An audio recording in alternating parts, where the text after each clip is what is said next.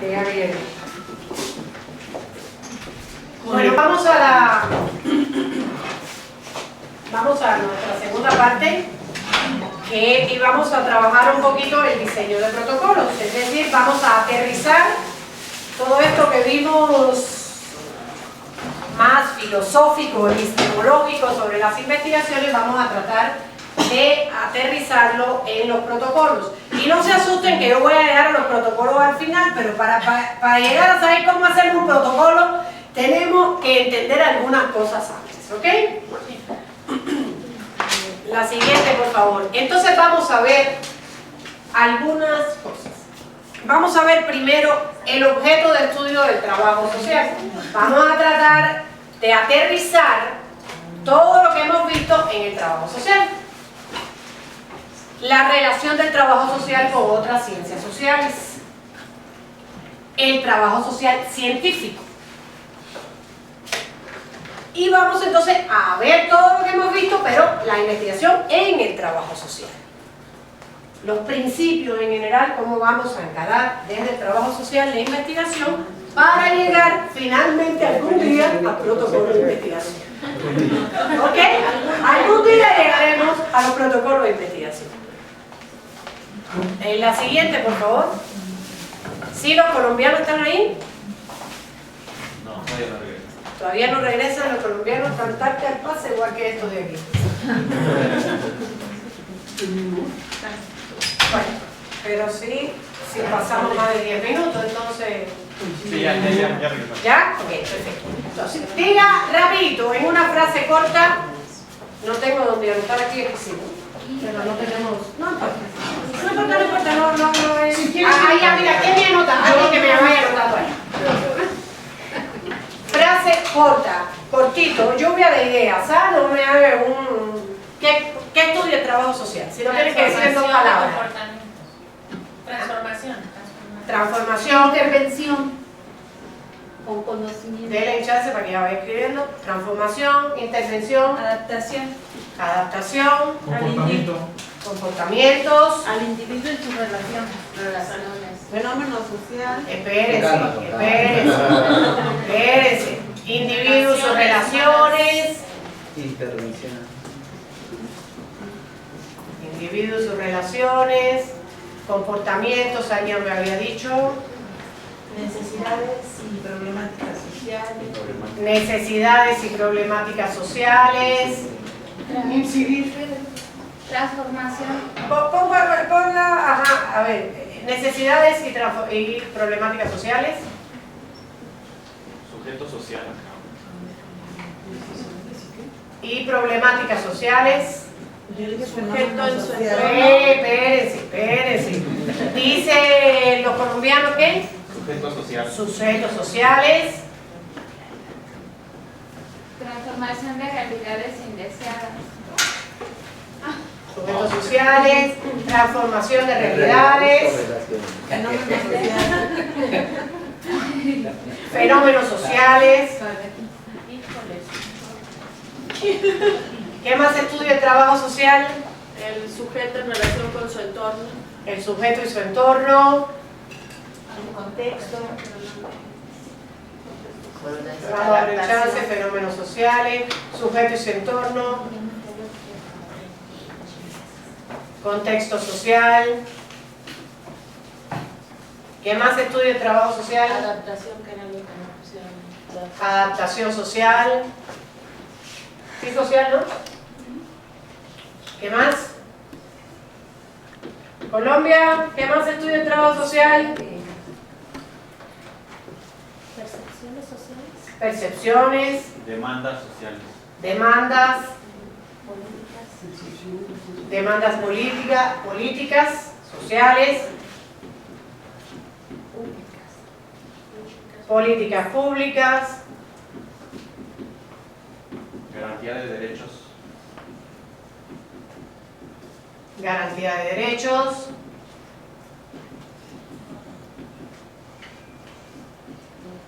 ¿qué más? Trabajo con grupos. Trabajo grupal, El hombre y la sociedad. el hombre y la sociedad, vamos a lo que usted Esas piensa. problemáticas que produce el propio sistema, ¿no? Problemáticas sociales. Problemáticas sociales, Igualdad y equidad. igualdad y equidad. Ya vienen metidas aquí muchas que están diciendo. No importa, la lluvia de ideas, tú con todo. Tú hiciste Igualdad y equidad. Igualdad y equidad. Aceptación de roles. Tú sé Síganle, sumisa y síganle. abnegada. Grupos vulnerables. Grupos vulnerables. Acceso a Equilibrio vivienda. social. Dice la colombiana que acceso a vivienda.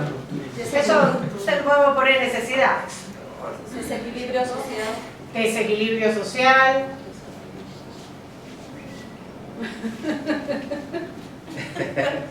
Bueno, y un gran etcétera. Fue tormenta, ¿no? No, lluvia fue tsunami. Entonces, ustedes coincidirán conmigo que mal que bien, el trabajo social trabaja con ese par dialéctico ser humano social, ¿verdad? No sabemos muy bien dónde se delimitan las cosas, hasta dónde llegamos, todo lo que voy a decir de entrada es polémico por definición. Y no quiero que en esta clase entremos en la polémica eterna que ya conocemos. No es el objetivo. El objetivo a donde los quiero llevar es a que todos coincidimos, más allá de las diferentes posturas, todos coincidimos que el trabajo social se inserta en el tema ser humano-sociedad. Allá adentro está. Uno le ponen una frontera acá, otras se la ponen más allá, unos dicen esta parte no te toca, otros dicen te toca todo, etcétera, pero lo que no creo que nadie cuestione es que estamos en ese parte ahí. ¿Ok? ¿Sí? La siguiente, por favor. Voy a hacerle otra pregunta. Tenemos esa situación hipotética, esas imágenes que vemos ahí en pantalla.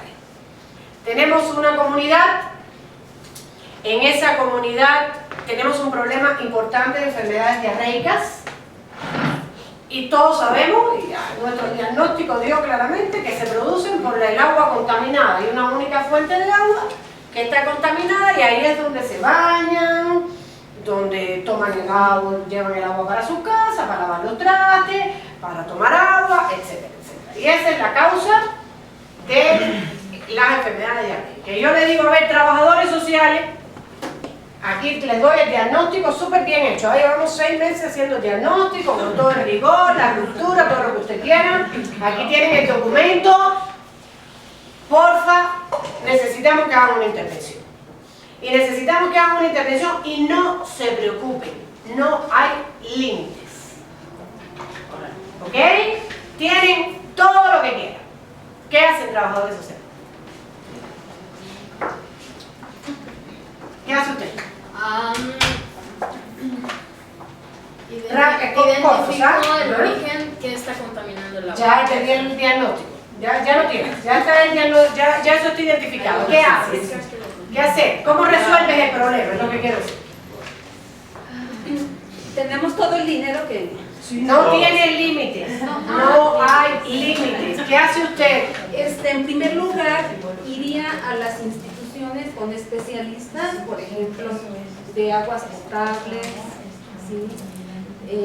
Después nos iríamos en obras públicas, para infraestructura, para un diseño de tuberías, separar los drenajes de las aguas potables. De ahí un mapa para ver todas las demandas de los individuos y que cada uno, como una encuesta de demografía y muchas cosas más. Ok.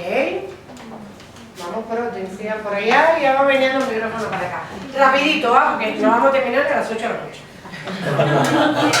¿Identificarías si existen algunos comités o grupos para saber qué trabajo o qué avances ya llevan como comunidad en base a ese resultado, si ya tienen algunas investigaciones, asociaciones civiles que hayan intervenido y qué resultados tienen, y ya en base a eso, qué gestiones también deban realizarlos para dar seguimiento y dar continuidad, y generar quizá un taller o algo para que trabajaran en el cuidado del agua, el mantenimiento, y de acuerdo a los expertos que nos indicaran cómo podríamos potencializar eso.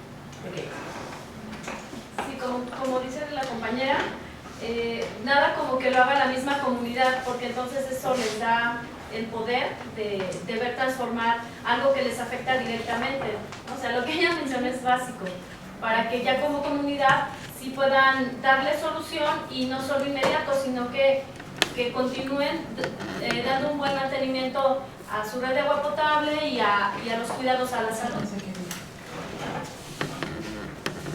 Crear comités de vigilancia ciudadana. Hay que multar a las empresas que están contaminando y vertiendo sus desechos contaminados en el río. Exigirles que tengan plantas tratadoras y vuelvan a reutilizar las aguas, las empresas. Primero hay que limpiar esas aguas, hay que llevar a unos científicos también, porque eso ya no se puede usar. Y sí, hablar mucho, sensibilizar con la gente sobre la importancia del agua, el cuidado, pero no permitir que se siga contaminando. Por acá y después vamos para Colombia. No se preocupen, Colombia, que para allá vamos. Bueno, yo lo primero que haría sería formar una red multidisciplinaria para poder atacar el problema, porque como trabajadora social yo vería que ahí hay cosas que me rebasan y que yo no tendría como las herramientas para poder solucionar ese mismo problema. Ok. Colombia. Sí, dice que ¿cuál es la diferencia entre el trabajo social y sociología, teniendo en cuenta la definición que basa el trabajo social en la dialéctica entre ser humano y social? Dile, ahora se lo voy a responder. Dile que ahora vamos para allá. Ok. Estamos en la respuesta a la pregunta ¿qué hacemos? La siguiente, por favor. Siempre podemos tener una respuesta asistencial, asistencialista o de cambio. ¿Cuántas respuestas de ustedes fueron de cambio social? A pesar de que no les puse restricción. Todas, ¿no? De cambio social, de cambio en las condiciones, perdóname, le hice un nuevo acueducto que dentro de 5 años puede tener el mismo problema. Y tengo que volver a intervenir. ¿Cuántas respuestas crearon una masa crítica a partir del derecho al agua? Después. ¿Cuántas respuestas crearon conciencia aquí que eso es un derecho que hay que exigir? Esta noche, cuando se acuesten a dormir, ahí tienen otra pregunta. No les puse restricciones. Tenemos un enfermo de cáncer. ¿Y qué hacemos? Cuidado paliativo. No ir a las raíces. No vamos a las raíces a extirpar el cáncer. Y ese es un problema que tenemos que pensar como trabajadores sociales. No estoy diciendo que la asistencia sea mala, incluso hasta el asistencialismo. Pero estoy diciendo que no son posiciones que llevan al cambio. Y por tanto, la siguiente, por favor. Siempre nosotros vamos a tener o una postura de asistencia, o una postura de asistencialismo, o una postura de acción para el cambio. Miren la caricatura. Es inútil que se les ayude, no saben salir de sus desarrollos. La siguiente, por favor. Miren a mi querida Mafalda. A mí también me lastima el alma ver gente pobre, creo. Por eso cuando seamos señoras nos asociaremos a una fundación de ayuda al desarrollo y organizaremos banquetes en los que habrá pollo, pavo y lechón y todo eso. Así recaudaremos fondos para poder comprarle a los pobres harina y sémola y fideo y esa porquería que comen. Ese es el asistencialismo. Ahí está visto desde la caricatura de Mafalda, desde un punto de vista ideológico, pero preguntémonos muchas veces, como trabajadores sociales, si no hacemos eso. ¿Okay? Seguimos como los monos, ¿no? Yo, como les digo, vengo con más preguntas que respuestas. Yo, si cuando yo me vaya de aquí, yo logro que esta noche efectivamente ustedes reflexionen sobre alguna de las cosas que hemos visto, yo me doy por satisfecha. Yo, ahora que estoy viendo esto, me pongo a pensar que justo por este pensamiento que tenemos, que asistencialismo y todas estas cosas, y no vemos el cambio social, por eso estamos sufriendo las cosas como Ayotzinapa, ¿no? Había quizás una pregunta, ¿y por qué todo ese conocimiento que producimos no se expresa? Pensemos nosotros, los trabajadores sociales, que nivel de responsabilidad también tenemos el derecho. Tanto, no solamente como ciudadanos, sino como trabajadores sociales. La siguiente, por favor. Y si algo sí quiero dejárselo para su reflexión nocturna, es que el asistencialismo es reproductor de las diferencias sociales. Por eso lo utilizan Como los el partidos políticos, asistencialismo, ¿no? la reproducción de la ¿qué? Reproductor de las diferencias sociales. Por eso a los partidos políticos les conviene que sigan habiendo pobres. Exactamente. Y por eso la mayor parte de los programas sociales son asistencialistas. Sí, claro. Insisto, no los estoy invitando a la revolución, pero sí los estoy invitando a la transformación, al cambio, a la acción transformadora del trabajo. Revolución de conciencia. Muchas veces tenemos que ser asistencialistas, les digo la verdad, porque de repente hay un problema serio y de congruencia en el trabajo social, porque tú dices, oye, no tengo trabajo, mañana me dieron trabajo, la Cedesol en el programa Prospera. Imagínate tú qué voy a hacer. Tengo que hacer lo que me manda Rosario Robles. Bueno, y alguito hago antes de no hacer nada, voy a hacer el alguito que Rosario Robles me dice, aunque sea llevarle Coca-Cola allá. ¿Ok? Y lo entiendo, no quiero que tampoco lo vean como un demonio. Muchas veces no hacemos otra cosa porque no podemos. Pero les acabo de poner un ejemplo donde no los limité, donde yo no era Rosario Robles, ni le decía están en Prospera, le decía hagan lo que quieran. Lleguen a donde quieran. Y como nosotros mismos, con nuestra escalera de los monos, nada más que llegamos hasta ahí y no somos capaces de llegar más lejos cuando tenemos la posibilidad, y nos es muy fácil decir no puedo hacer más porque no puedo hacer más. ¿Okay? La siguiente. Cuando lo dijiste pensé, yo haría un nuevo río, pero me vi como muy así, ¿no? Pero cuando tú dijiste no hay límites, yo pensé, bueno, yo haría un nuevo río, pero me vi muy ambiciosa. Bueno, pero es que hay veces que la ambición no es mala. Digo, no estoy diciendo que la solución fuera un nuevo río, claro. Pero muchas veces en pensar, en crear, en irnos más allá de nuestras propias limitaciones.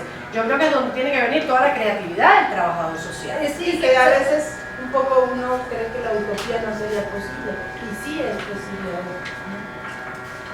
Bueno, está la famosa frase que la utopía sirve, la que sirve para caminar. Exacto, entonces siempre piensen en grande, es como mi primera sugerencia, ¿no? Que la vida los limite, no se limiten ustedes. Yo creo que nos pasó ahorita un poco más bien mucho lo del mono, ¿no? Que estamos condicionados de acuerdo a nuestras experiencias. Y por ejemplo, lo primero así que se me vino a la mente que el agua que tomamos en Cuernavaca es contaminada. ¿Por qué? Porque no hay una infraestructura. Se junta el drenaje con las aguas potables.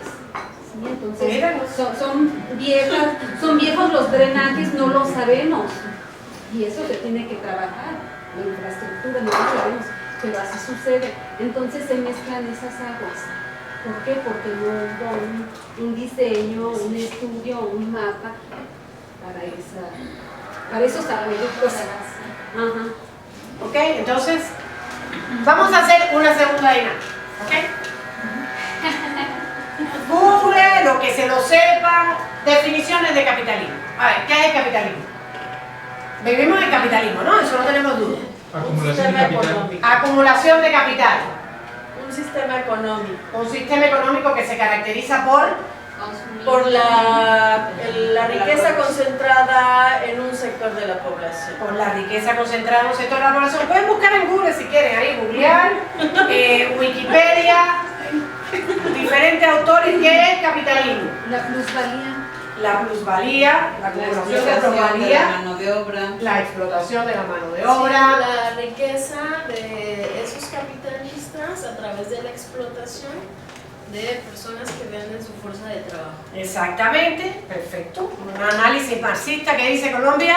Está basado en el tener, no en el ser capitalista. Está basado en el tener, no en el ser, etcétera. Los invito, busquen Wikipedia, lo que quieran, ya para que ni se compliquen la vida. Ahí tienen una caricatura, ahí tienen el capitalismo puesto en caricatura. La siguiente, por favor. Entonces, por todas las definiciones que yo he escuchado aquí, las que podamos buscar en Wikipedia, Marx y todos los autores que quieran que han definido capitalismo, el capitalismo es desigual por definición. Desigual por definición porque hay el capitalismo, y por eso Marx es un demonio, y ha habido que demonizarlo, porque puso el dedo en la llaga y hizo un análisis del capitalismo válido hasta el día de hoy, donde desnuda al capitalismo. Estoy hablando de Marx, sociólogo, ya olvidémonos de la teoría política. Sociólogo, con su concepto de capital, con su concepto de plusvalía, con el análisis del proceso de producción, Marx se vuelve un demonio. Porque dice lo que nadie quiere que se diga. Que es que vivimos en un sistema por definición desigual, donde se trata de la acumulación de capital, y la acumulación de capital siempre va en detrimento del otro. Es decir, yo agarro capital para quitarte lo tuyo. Es un eterno quítate tú para ponerme. La siguiente, por favor. Y entonces vamos a recapitular lo que hemos visto hasta ahora.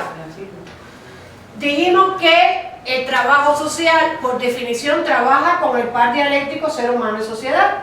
¿Ok? Y después le responderé a Colombia cómo vemos esto con las otras ciencias. Hemos visto también que siempre podemos tener una respuesta de asistencia, asistencialista, o que promueva la acción y el cambio social. ¿Ok? Hemos visto también que el asistencialismo es reproductor de las diferencias sociales. Y finalmente hemos visto que el capitalismo es desigual por definición. Todo eso implica entonces que nosotros como trabajadores sociales, más allá de las discusiones de cuáles son las fronteras, etcétera, que no me voy a entrar porque me parecen, al menos para nuestro propósito de hoy, discusiones inútiles, el trabajo social se inserta, miren ahí, yo no lo dije, lo dijeron ustedes, en ese espacio de las desigualdades sociales en un sistema que es desigual por definición.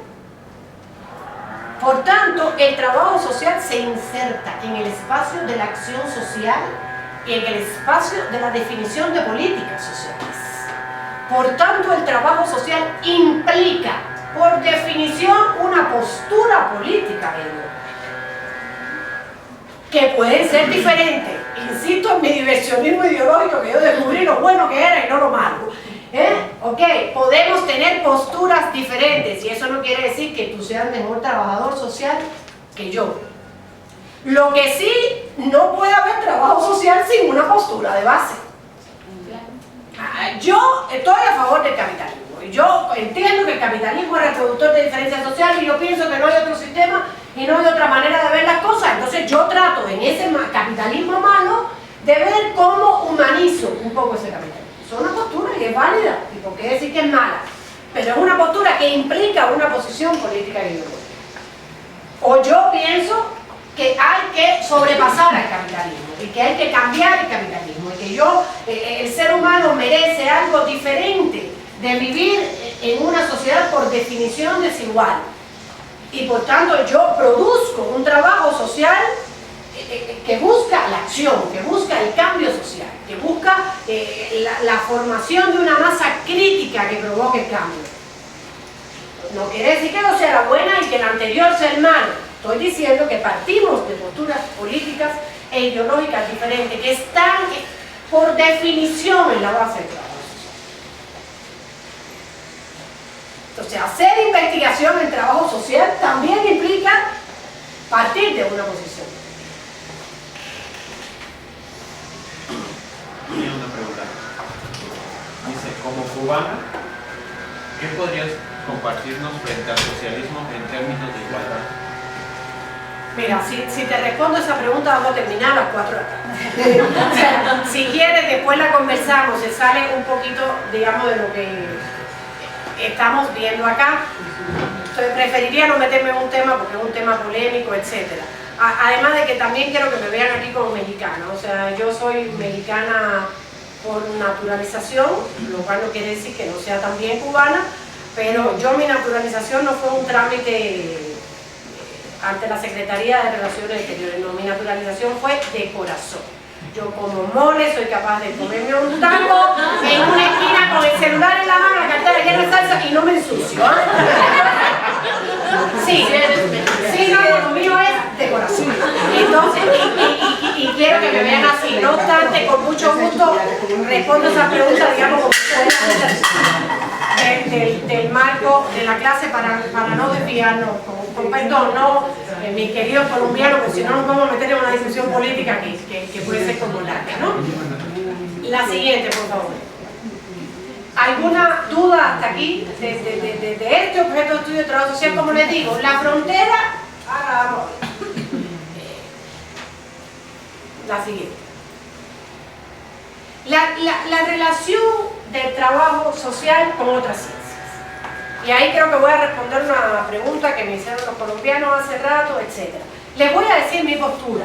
Hay diferentes posturas. Esto es un tema muy polémico. Esto es un tema que hay mucho escrito en lo que he leído y cuánto lo habré leído también, etc. Mi postura, a pesar de que yo soy de lo más positivista a la hora de concebir la investigación, es que hay que hacer una ruptura con la clasificación positivista de las ciencias. La mía, en vez de decir trabajo social llega hasta aquí y a partir de ahí empieza la sociología, y la sociología llega hasta aquí y a partir de ahí empieza la psicología social, y la psicología social llega hasta aquí, ¿por qué no aunar esfuerzos en vez de ponernos fronteras? Mi postura personal, la siguiente por favor, es que rompamos con la clasificación positivista y concibamos así las ciencias sociales. Si vemos lo anterior, están fragmentadas. Están fragmentadas las ciencias sociales. Esto me toca a mí como economía. Y no te metas en mi terreno porque tú eres ciencias políticas. Y las ciencias políticas, por favor, no se metan en el terreno de la sociología.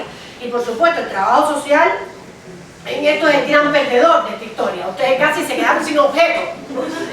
Porque si me empiezo a leer ahí, le empiezo a clasificar, este le toca a la psicología, este le toca a la sociología, este le toca a la economía, este le toca a las ciencias políticas, etc. Ustedes se quedaron sin trabajo y sin maestría en el país. ¿Ok? Entonces, ¿por qué no miramos las ciencias sociales, la siguiente por favor, de esta manera? Y decir, aunemos esfuerzos, rompamos con esa frontera. Si el método de la antropología me sirve para entender mejor y hacer una mejor intervención comunitaria, bienvenida antropología. Y si es la sociología, bienvenida a la sociología. Imagínense usted, mi querido Marx, que tantas veces he dicho, ¿dónde yo le pongo la frontera a? Este pedacito de Marx le toca a la economía. Este otro cacho le toca a la filosofía. Este otro le toca a la sociología, que ya le va quedando casi ninguno. Y finalmente a la ciencia de la teoría política le toca el otro pedacito. No podemos mirar el pensamiento teórico así, fragmentado. Es un pensamiento de la ciencia social. Y bienvenidos los aportes de las diferentes ciencias sociales al trabajo social como una ciencia social más. Si algo creo que tiene el trabajo social que aportarle a las otras ciencias sociales, es que el trabajo social es la salida a la plaza pública de las ciencias sociales. Nosotros sí no nos quedamos con los libros teóricos bajo el brazo. Nosotros somos lo que estamos en la comunidad, lo que estamos, lo que salimos, toda esa teoría y todo ese saber, nosotros venimos a aplicarlo para tratar de transformar la realidad, para tratar de cambiar la realidad desde, por supuesto, nuestra posición, desde nuestro punto de vista. Entonces, mi sugerencia no quiere decir que sean polémicas que no sean buenas. tienen su momento y tienen su lugar, pero para lo que nosotros como investigación nos sirve, yo considero que no se encierren en esa polémica inútil o estéril para la investigación y que al contrario sean capaces de nutrirse todo lo que puedan del resto de la ciencia social. No se asusten, el mismo tema lo tiene la sociología. Cuando yo recuerdo cuando yo hice mi doctorado en sociología, uno de los grandes problemas era dónde es la frontera de la sociología con la psicología social y entonces los sociólogos tenemos que hablar con palabras bien complejas que ustedes no entiendan, como forma de legitimar que nosotros tenemos un saber que ustedes no tienen y así nos constituimos como ciencia, etcétera, etcétera. Entonces, no es solamente un tema del trabajo social. La siguiente, por favor. ¿Alguna pregunta sobre esta primera parte? Que es como para... Llegaremos a los protocolos, no se asusten, ¿no? Pero cuando lleguemos van a ver que vamos a terminar los protocolos en 30 segundos. ¿Ok? ¿Seguimos entonces? Todavía tenemos hora y media. Entonces, ya vamos entrando a la investigación como tal en trabajo social. Si ya más o menos tenemos una puesta de acuerdo en qué estudia el trabajo social, cómo nos insertamos en el trabajo social, cómo nos vemos con las otras ciencias, el trabajo social, entonces, para Boris Lima el trabajo social se hace científico. Cuando decide tomar para sí, para el trabajo social, la indagación de las relaciones causales de las necesidades con las cuales se enfrenta. O sea, cuando tratamos de entender los por qué, los cómo de esos problemas a los cuales nos enfrentamos. No se preocupen, yo les voy a dejar mi presentación. Okay. Yo soy defensora del saber libre. Cuando se preocupa por conocer lo esencial de los fenómenos o de los problemas que se nos ofrecen como objeto de estudio y de intervención. O sea, cuando el trabajo social no solamente interviene, sino se pregunta por qué, cómo, qué pasa con estos fenómenos en los que estoy interviniendo, ya podemos trascender la simple intervención y hablar del trabajo social como ciencia. ¿Okay? ¿No entiendes? Tú eres expresiva como yo, sí. No tienes más que mirarte la cara, o sea, es lo que piensas. Yo es algo que no puedo, en los auditorios no puedo ocultar lo que pienso. Sí, tengo duda sí, en realidad tengo duda en cómo se define ya el trabajo social como ciencia. Yo también.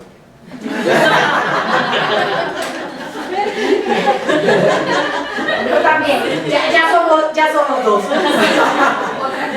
Ya somos dos, pero insisto, no nos centremos en esas polémicas estériles y centrémonos en tratar de decir, bueno, ¿qué puedo tomar? O sea, ¿cómo puedo hacerme científico? ¿Cómo puedo hacerme científico? Es trascendiendo lo que normalmente hacemos, que es intervenir, que es tratar de nuestra intervención de entender los fenómenos, de comprender los fenómenos, de pasarlo por lo que vimos anteriormente, por las diferentes etapas, por investigarlo, por comprender sus causas, por conocerlos mejor, no solamente, digamos, vuelvo a mi ejemplo del cáncer.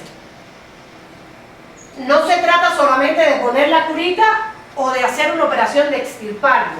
Se trata de conocer mejor su etiología, por qué se produce el cáncer, qué pasa. ¿Okay? Ahí es donde salimos de un simple instrumentalismo a través de la intervención y nos hacemos ciencia, porque tratamos de comprender por qué es y cómo es.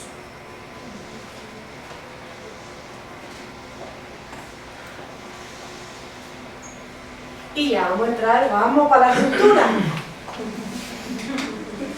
Y tratar de entender por qué es y cómo parte de tres principios. Puede haber muchos más. Yo les traigo tres acá para sumarlo a las reflexiones nocturnas de ustedes. El primero, que a ti sí te voy a dejar sin dormir esta noche.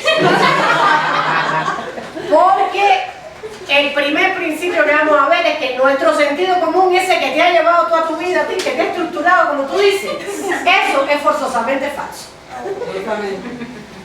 Forzosamente. El segundo principio es el de la colaboración y la cooperación sobre el individualismo y la competencia. Y el tercer principio son, digamos, como la ética de trabajo, la ética de investigación. Vamos a ver cada uno. La siguiente, pues. Tenemos un elefante y tenemos a 4 sabios ciegos. ¿Sí se lo saben? ¿Todos se lo saben? No. Sí, pero cuéntanos. 4 sabios ciegos. Y estos ciegos les dicen, usted va a hacer una investigación. Y necesitamos que usted en su investigación nos diga qué es un elefante. La siguiente, por favor. Y entonces el primer sabio ciego que está tocando la trompa, que ve ese pedacito de esa realidad, dice, un elefante es como una gran serpiente. Y el que está tocando la pata le dice, no, está equivocado, es como un tronco de un árbol. Y el que está tocando la oreja dice, no, parece un abanico. Y el que está tocando la cola dice, no, yo siento aquí algo, me parece más como un ratón. Esa es la investigación en ciencias sociales. Ese es nuestro sentido común, forzosamente falso, como diría Gastón Bachelard. Porque lo que yo pienso, lo que yo miro, recuerden cuando empezamos que dijimos que la ciencia pasaba por una construcción subjetiva de razonamiento. Lo que yo pienso, lo que yo miro, depende de quién soy yo, de cuál es mi posición, y sobre todo cuando miramos fenómenos sociales. No ve un fenómeno social igual una persona que vive en Santa Fe a una persona que vive en Tepito, a una que vive en Temisco, a una que vive en Ayotzinapa. No hay la misma lectura. Y eso no quiere decir que la de Ayotzinapa sea buena y la de Santa Fe sea mala. Quiere decir que todos tenemos un sentido común forzosamente falso. Porque nosotros miramos el pedazo de realidad que podemos ver desde donde estamos parados. ¿Se podría decir que entre todos construimos la realidad, la verdad? Exacto. Exacto. La aproximación a la verdad son sucesivas pequeñas aproximaciones desde diferentes puntos de vista. La siguiente, no sé si viene con mis sabios. Exactamente. En ese sentido hay un problema elemental a la hora de hacer la ruptura, que tiene que ser, solo sé que no sé nada. Solo sé que lo que yo supongo que es la respuesta a mi pregunta de investigación es forzosamente falsa, porque eso depende de quién soy yo y de cómo yo estoy mirando el problema. Yo estoy mirando el problema por mi propia vivencia de que la empleada se lleva el chile, o de que la empleada usa mi perfume, o que la empleada no esté en una relación de poder porque yo soy una patrona de una buena onda, o que sí hay una relación de poder fuerte porque mi mamá fue empleada doméstica. La manera en que miremos el asunto siempre pasa por el prisma de quién soy yo. Y el prisma de quién soy yo siempre está desvirtuado por quién soy yo. Por tanto, mi sentido común es forzosamente falso. ¿Qué? Y en ese sentido, si eso lo admitimos, entonces cuando vamos a hacer investigación, lo primero que tenemos que decir es que yo, lo primero que pienso, lo primero que supongo, lo primero que pongo en mi protocolo de investigación es mi sentido común. Y por tanto, eso no vale. ¿Ok? Porque yo estoy ahí construyendo sobre prenociones.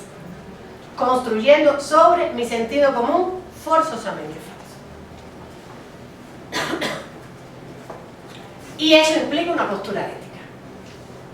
Eso define que yo quiero hacer una investigación para demostrar que yo tengo razón, o una investigación para comprender o conocer algo que se supone que yo no sé. Porque por eso toda investigación empieza con una pregunta. Vamos a ver al ratito la pregunta de investigación. Se supone que ustedes un día se despertaron a las 3 de la mañana y dijeron, ¿cómo pasa tal cosa? Si Se supone que ustedes tienen una pregunta que ustedes no tienen respuesta. Y que ustedes quieren investigar. Y en ese insomnio a las 3 de la mañana ustedes dicen, oye, ahí tienen a Mario, él se ríe porque él se despierta todos los días a las 3 de la mañana de investigación. Eso implica una ética de trabajo. Y si yo simplemente quiero hacer esta maestría para que me den una beca de la UNAM o de CONACYT y por tanto voy a aplicar una racionalidad con respecto a los fines y lo que quiero es salir bien y da igual el trabajo social y lo que quiero es tener una tesis que llegue a buen fin y por tanto me agarré cualquier objeto de estudio y lo monté sobre lo que yo pensaba, corté y pegué 4 autores y mira, logré salir de acuerdo, pero eso no es investigación. No me inviten entonces a hablar del tema. Investigación es otra cosa. Y investigación parte de una ética humilde, abierta, hay algo que no sé, hay algo que necesito escudriñar esa realidad, hay algo que necesito investigar esa realidad, porque yo no sé muy bien cómo pasa, no sé muy bien cómo funciona, no me convencen las respuestas que he leído o lo que empiezo a leer y lo que empiezo a explorar, no me convence, me parece que se puede llegar un poquito más lejos, que esto hay que arañarle más, y por eso me despierto a las 3 de la mañana. Pero también sé que lo que yo supongo que es, tiene que ser forzosamente falso porque eso va a través del prisma de quien soy. ¿Ok? Revisen en esta noche de insomnio cuántos protocolos de investigación no están mirando con la trompa, la pata, etcétera, y no se han dado el tiempo de tratar de ver todo lo que hay escrito sobre el elefante.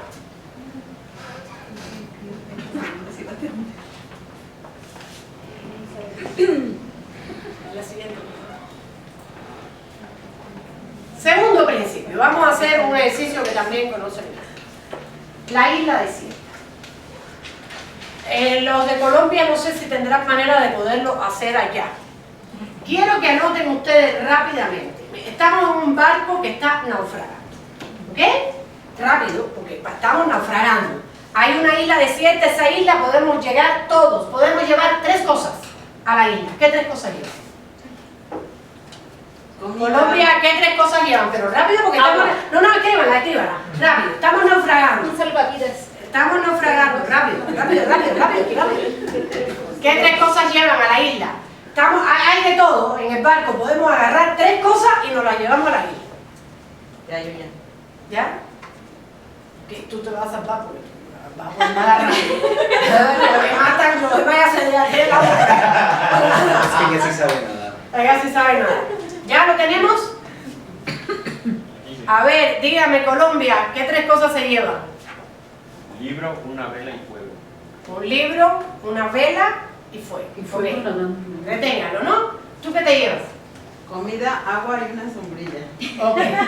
Ok, entonces comida, agua y una sombrilla. ¿De acuerdo? Yo nada, yo llevo ahí nada más. ¿Tú te vas sin nada? Sí. Ok. Yo les voy a decir lo que yo me llevo. Yo me llevo a mi esposo, agua y mi pintapestañas. Toda la especie. ¿Tú qué? Mi pintapestañas. No, yo sin eso no salgo a la calle, ni a la isla, ni nada. Ay, entonces era para nosotros que te pintaste a ti. No, por favor. Para ustedes, para mi esposo y para mí. ¿Qué te llevas? Mi familia, agua, instrumentos que me puedan servir para pescar o hacer alguna cosa. Una calle. Ok, bien. No voy a seguir, estoy segura que nos llevamos todos cosas muy diferentes. Ok, entonces Colombia se llevaba el fuego. La mayor parte de ustedes no lleva fuego, ¿eh? No. Yo no sé qué se van a hacer cuando se les acabe la comida. ¿Que alguien se llevaba por ahí un libro? Que los otros tampoco nos llevamos libro. El hombre necesita la parte espiritual para poder sobrevivir. ¿Ok? Tú te llevas comida, yo no me llevo. Ojo, yo me llevo pintapestañas que se lo pongo. Que les quede claro, para que les interese la pestaña, aquí yo comparto con ustedes. La siguiente. Pones tu negocio y tu salón de belleza. Exacto. Lo que quiero decir es que es importante pensar en qué está pasando en los últimos años en nuestra sociedad. Y algo que se ha acelerado de manera profunda en los últimos 30 años. Y es una profunda ruptura del tejido social a favor del individualismo. El capitalismo siempre ha sido, quítate tú para ponerme yo, como yo decía, individualista por naturaleza. Pero en los últimos 30 años hay un cambio cultural profundo.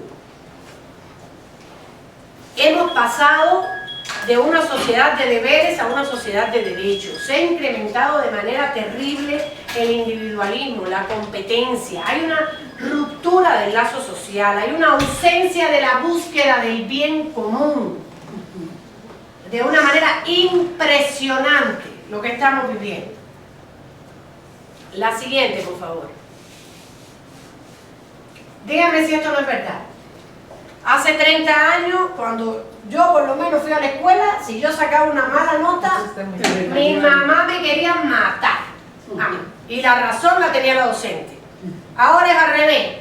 Ahora mi niño siempre tiene toda la razón y el docente es que está haciendo mal. Hemos pasado de una sociedad de deberes a una sociedad de deberes a una sociedad de derechos. Antes era mi deber hacer tal cosa, ahora es mi derecho no hacerlo. Y eso nos ha llevado a un profundo individualismo. Profundo individualismo. Y es muy probable que nos muriéramos todos en la isla. Y regreso a mi isla. Porque si cada uno de nosotros llega a la isla con lo mío, yo no sobrevivo ni una semana. Imagínate, mi esposo me va a ayudar tantito, pinta pestañas y qué más, y era helado. Y cuando se me acabe, si nosotros todos unimos fuerzas, cooperamos y colaboramos en la isla, entre todo lo que pusimos, estoy seguro que nos iría mucho mejor. Les voy a poner por ejemplo, un ejemplo, lo que fue la comida hoy aquí. Nunca se nos ocurre pensar, ¿por qué si venimos a una actividad como esta no traemos para cooperar entre todos? Todos estaban fragmentados, individualistas, una comiéndose, una... Y no es que seamos malos, muchísimos me brindaron, profe quiero, o sea, no es que no brindemos, pero no sabemos vivir de una manera diferente a la individual. Yo me como mi manzana en esta esquina, tú te comes tu papaya en aquella esquina, tú te comes tu plátano en aquella esquina y el otro se comió sus deliciosas quesadillas en la otra esquina, y todos miramos así. ¿Y a nadie se le ocurre? Estamos juntos, cooperemos, colaboremos, vamos a pasar 4 o 5 horas juntos hoy para las reflexiones de la noche también. No somos malos, vivimos en una sociedad profundamente individualista que nos lleva profundamente al individualismo. La siguiente, por favor. Y como trabajadores sociales y como investigadores siempre tenemos 3 formas de hacer las cosas. Una es la perspectiva individualista, yo. ¿Ok? Y en esa perspectiva individualista, por supuesto, a mí lo único que me interesa es mi investigación, el logro y el final va a ser el mío. A mí me dan lo mismo todos ustedes, para mí ustedes no existen. Yo voy a hacer mi investigación, allá ustedes si hacen la suya, si les sale bien, qué bueno, y si no, con la pena. ¿Okay? No hay interacciones, no hay un esfuerzo colectivo. Y por eso estamos como estamos. Pero estamos hablando de trabajadores sociales y de investigaciones que hacen. ¿Ok? Si ustedes quieren, yo hago la mía. Segunda perspectiva, tenemos la siguiente, por favor. La que yo creo que es incluso un poco peor, que es la competitiva. Porque es el yo sí, tú no. Es el cambio educativo, ¿no? Es donde yo ahora voy a hacer mi investigación para que Juanita vea que yo investigo mejor que ella. Y por tanto yo las lecturas y las cosas que tenga no las voy a compartir, porque si las comparto, entonces ella me va a ganar, porque es más inteligente. Luego las investigaciones de tesis están así poniéndolas como si fuera única, como si hubieran descubierto el hilo negro. ¿Ok? Es una segunda perspectiva. perspectiva también que van a tener que encarar en la investigación. Por eso les digo, llegaremos a los protocolos, pero no hay protocolos si no hay ética. Y tengo una tercera forma. La siguiente, por favor. Nosotros. ¿Qué es el nosotros? ¿Qué es la cooperativa? ¿Qué es la colaborativa? ¿Qué es los tres mosqueteros? Todos para uno y uno para todos. El éxito mío es el éxito de ustedes, el éxito de ustedes es el mío. El grupo se define por quiénes somos. Cooperamos, colaboramos, nos pasamos trabajo, nos ayudamos. Oye, fíjate que estuve en la clase tal opcional y me parece que hay una perspectiva que te puede servir para tu investigación. Dale y ve, ¿por qué no asistes? ¿Por qué no te pones en contacto con tal profe, etcétera? Mira, te voy a pasar tales materiales que encontré en la red, que no me sirven bien para mi tesis, pero que a lo mejor para la tuya te pueden servir. Nosotros, cooperar, colaborar. Si lo hemos visto, por ahí empezamos. Las ciencias se construyen paso a paso. Si no, no hubiera escuela. ¿Para qué van a la escuela? Para aprender todo lo que se ha dicho antes, ¿no? Entonces, ninguno, el conocimiento que nosotros tenemos no es conocimiento de nosotros. Es conocimiento producido por otros. Miles y miles de años. Por otros. ¿Qué nos da derecho? Digamos, y en ese sentido yo soy como súper fuerte en contra del tema de las patentes, etcétera.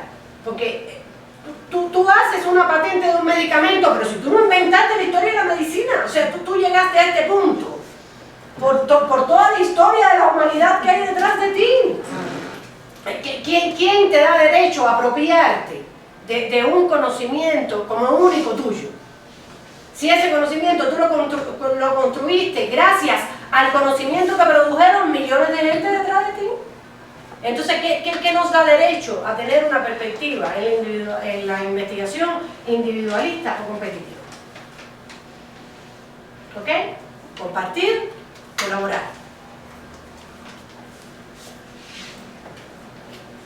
Y volvemos a nuestra isla. Insisto, si cada uno, piensen siempre en la isla cuando sean individualistas, si cada uno hubiera llegado a la isla con las tres cosas que llevaba, ¿alguien hubiera sobrevivido? No. Si hubiéramos competido hubiera sido peor. Yo creo que ese llevaba el fuego, Colombia nos hubiera incendiado los mexicanos. Sí, porque hay que quitar al otro para poder sobrevivir. Y nos hubieran incendiado para quitarnos todo lo que podían. Sin embargo, si todos nos hubiéramos unido, cooperado, colaborado, es muy probable, o teníamos muchas más probabilidades en nuestro naufragio de haber sobrevivido. Y no repetir lo que ya otros llevaban.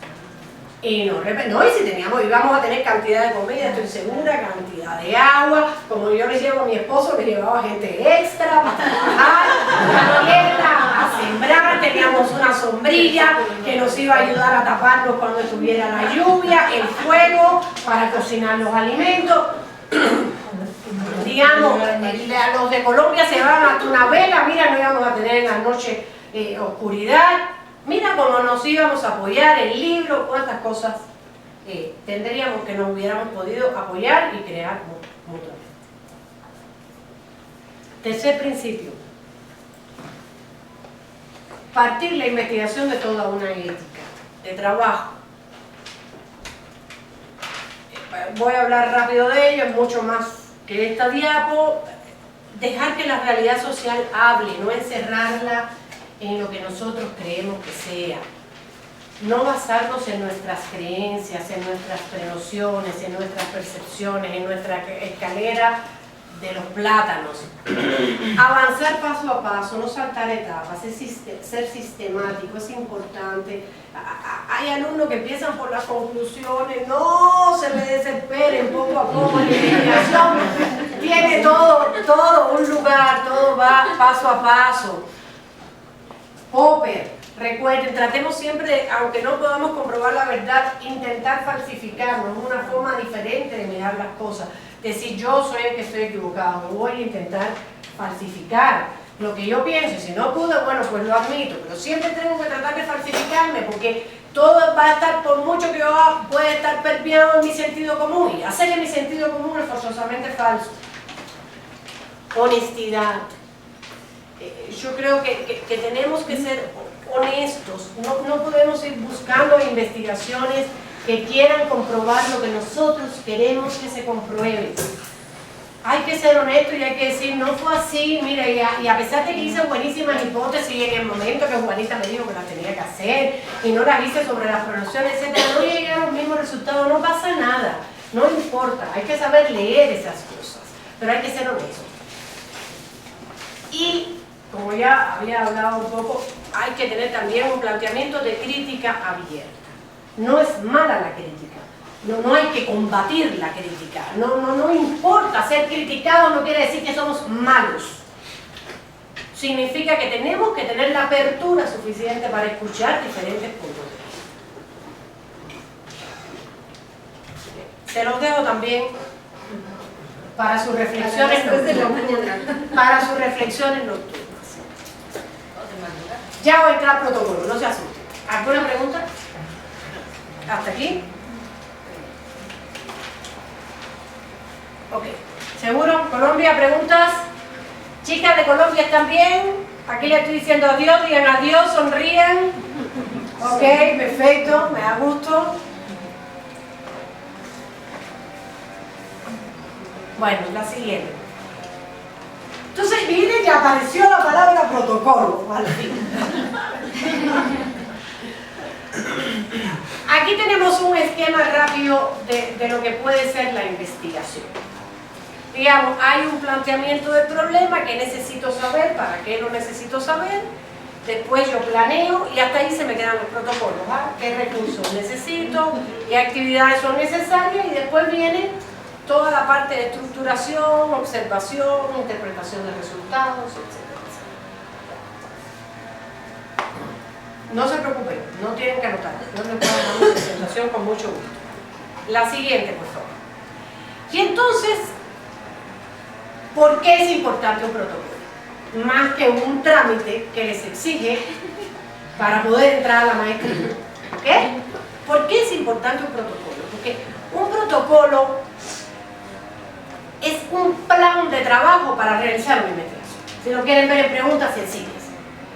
Es donde yo le voy a contar aquí a la maestría en trabajo social qué yo quiero investigar, cómo lo quiero investigar, desde qué perspectiva lo quiero investigar, cómo yo me propongo lograr. Es escribir eso que nos hace despertarnos como trabajadores sociales a las 3 de la mañana y decirme, oye, esto no tiene respuesta, yo necesito responder esto, yo no puedo dormir tranquilo en un México que no tiene una respuesta para esto. Y por tanto yo necesito hacer una investigación para ello y yo lo voy a presentar a la maestría en trabajo social, un plan sobre qué es eso que me despierta a mí a las 3 de la mañana y cómo yo pretendo abordar.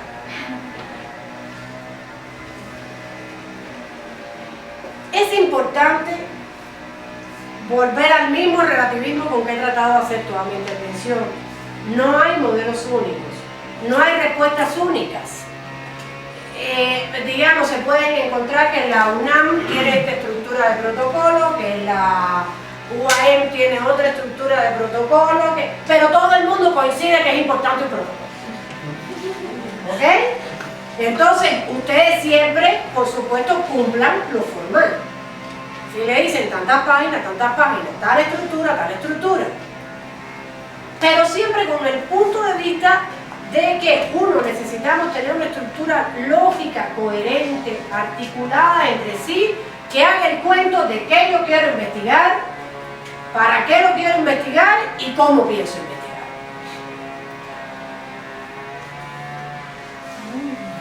¿Sí? Entonces ese es el sentido que tiene el protocolo. No es un acto para quedar bien con Fidel, para quedar bien con la maestría, no. Es un acto que ustedes tienen que demostrar que hay una pregunta de investigación que les quita el sueño a las 3 de la mañana y que ustedes al menos tienen pistas por dónde ustedes van a abordar eso. Que ya se lo han rumiado lo suficiente, que lo han pensado lo suficiente alrededor como para poder decir, bueno, a mí me parece que esto puede ir por acá. Por supuesto con todo lo anterior que hemos visto, pasado una ruptura, etc. Porque si me va a hacer el cuento de como lo veo desde Santa Fe, entonces no se ha rumiado lo suficiente.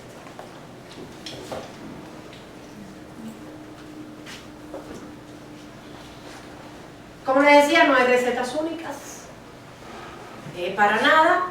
Sin embargo, cuando ustedes ven a los diferentes autores que hablan de protocolo, cuando ven a las diferentes universidades, etc., podemos hablar o coincidir en una estructura tipo que es más o menos esta. Insisto que ustedes cumplan con lo que les pide la UNAM. Pero la estructura tipo más o menos es esta. El protocolo tiene que tener un título,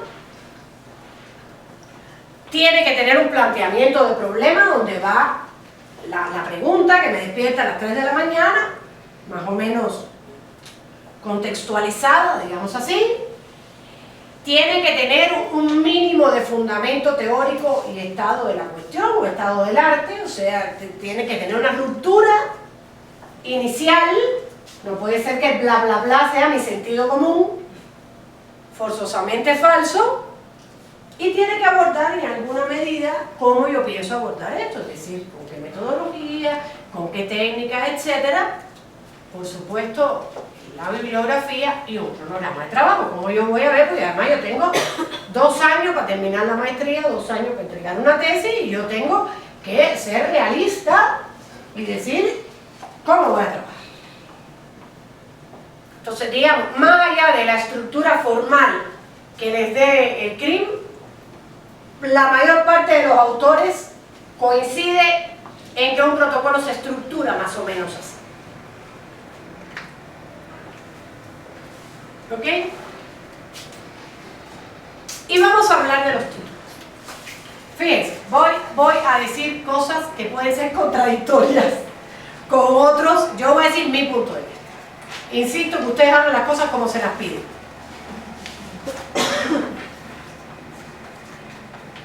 Desde mi punto de vista, los títulos son títulos. Por tanto, son enunciados breves y precisos que informan lo que se quiere hacer. A mí siempre me gusta, yo digo, no aprendan de mí, aprendan de los grandes. ¿Cómo se llama la obra maestra de Marx? El Capital. No se llama Estudio del capitalismo como modo de producción en la Alemania de los años tal y tal y tal, y específicamente la delegación Magdalena Contreras. El Capital. Eso es un título.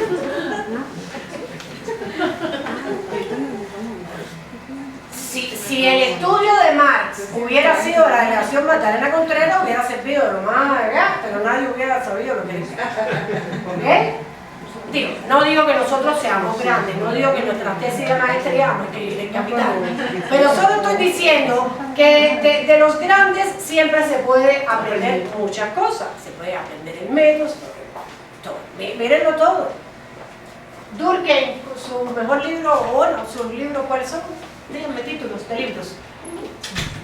El suicidio, la forma de alimentar en la vida religiosa, Weber, ética protestante y espíritu del capitalismo, son sus 2 conceptos fundamentales. Bourdieu, la distinción, la reproducción, ¿perdón? Capital cultural. Conceptos fundamentales en los títulos, son enunciados breves, precisos, que informan rápidamente hacia dónde se va. De hecho, digamos, ustedes tienen que cumplir ahora con poner un título. No sé si después se pueda cambiar, pero normalmente yo en mi trabajo, como yo trabajo, el título bueno a mí me sale casi al final. Porque es donde uno logra resumir y sacar la esencia como un buen título. Pero el título no es por gusto ahora. ¿Y por qué me he tomado este tiempo de trabajar el título? Porque el título es una guía importante hacia dónde va. Miren, el saber se da en niveles taxonómicos, ¿verdad? O sea, uno primero conoce, uno después comprende. Tú no puedes comprender si no conoces. ¿Okay? Y uno después analiza. Tú no puedes analizar si no comprendiste. Y no puedes comprender si no conoces. Y así sucesivamente, hasta que uno llega, uno es capaz de sintetizar, evaluar, crear. Esos son los niveles taxonómicos superiores. Un título es síntesis. Si yo sintetizo, significa que yo analicé, que yo comprendí, que yo conocí. Por eso muchas veces a mi alumno trato de ponerle ejercicio de síntesis que dicen, qué lata, profesora. Recuerdo cuando hice mi doctorado, 400 páginas, obligatoria, mínima la tesis doctoral. Y te piden un resumen de una. Y le dije a mi tutor, no puedo. ¿Cómo voy a resumir 400 páginas en una? Me dijo, no puede ser doctor. Si no tienes una capacidad de síntesis, de decirme en una página, no de análisis, de síntesis, que es superior, la síntesis a la superior. Si no tienes una capacidad de síntesis, que seas capaz de decirme en una página qué es tu tesis, no tienes las competencias necesarias para ser doctor. Y eso es un título. Un título es síntesis. Yo tengo claro a dónde voy yo. Y les puede ser una buena guía. Como les digo, igual en algún momento lo pueden cambiar, pero si las reglas del juego le dicen que en el título tienen que poner la delegación Magdalena Contreras, ok, ustedes la cumplen. Pero entonces ustedes buscan un buen título, 2 puntos, aproximación conceptual en la delegación Magdalena Contreras. ¿Ok? Pero traten de que el título no les haga perder de vista el capital, la distinción, la forma de alimentar la vida religiosa, el suicidio. ¿Ok? Y entonces, en ese sentido, puede tener una segunda parte donde ustedes complazcan o hagan lo que sus profes les impliquen hacer. Pero traten de lograr una buena frase. ¿Alguna pregunta colombiana? Seguimos entonces, la siguiente, por favor. Bueno, ya ejemplos de buenos y malos títulos. A ver, ¿quién me cuenta un mal título? Díganme de sus protocolos que ya están empezando. ¿Cuál es el peor de los títulos que tenemos, por favor?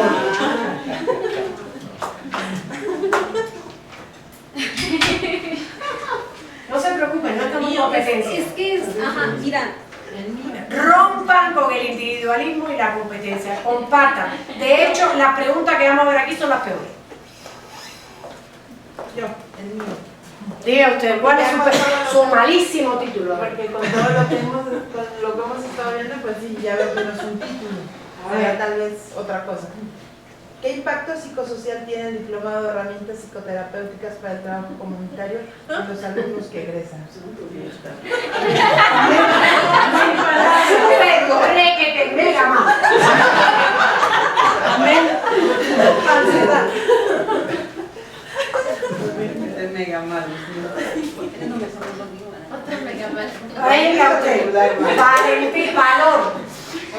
Es política pública con perspectiva de género a través del estudio del sistema estatal para prevenir, atender, sancionar y erradicar la violencia. ¿Cómo? Fíjate que empezaste bien y dije, no está tan mal. Pero se puede dar para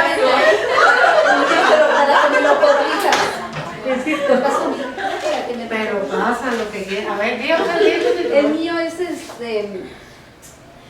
consulta virtual y asistencia personal de educación sexual para las adolescentes para un embarazo no deseado.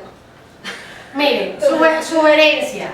Traten de sacar las palabras claves y que ese es el título. Y después le ponen los 2 puntos y le ponen el verso que tienen que poner.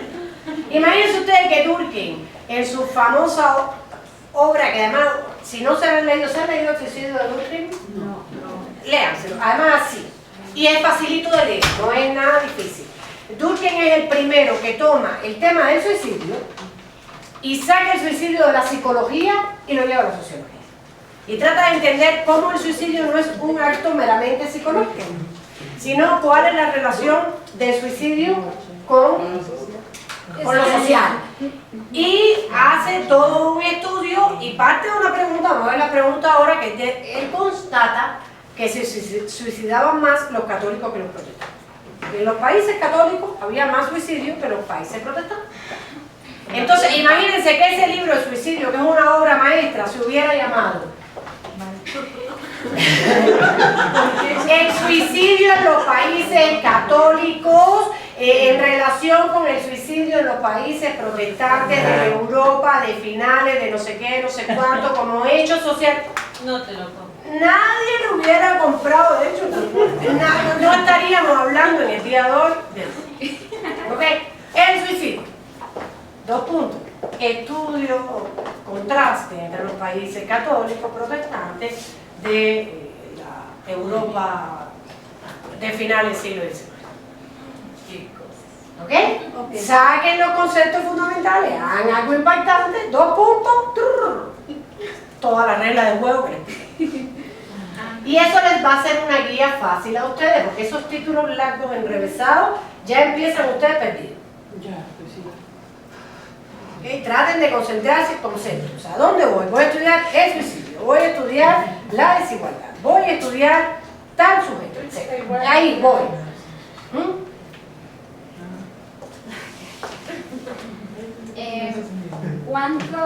¿Cuántas palabras clave es como de importancia? Que las que tengas. No hay reglas. No hay. 1, 2, 3. Las claves quiere decir que son los temas más importantes. Puede, exactamente, puede ser, por ejemplo, a ver, tu título, ¿cuál era el que dijiste por acá? Es política pública con perspectiva de género a través del estudio del CEPAS. A lo mejor yo pondría, no sé, género y política pública. 2 puntos, tacatá. Digamos, rápidamente yo veo ahí como las ideas principales que ella está tomando, que yo no puedo dejar fuera, pero eso me ayuda, porque cuando yo vaya a hacer mi mapa conceptual ya yo tengo claro que es género, política pública, ya yo voy teniendo claro hacia dónde yo voy.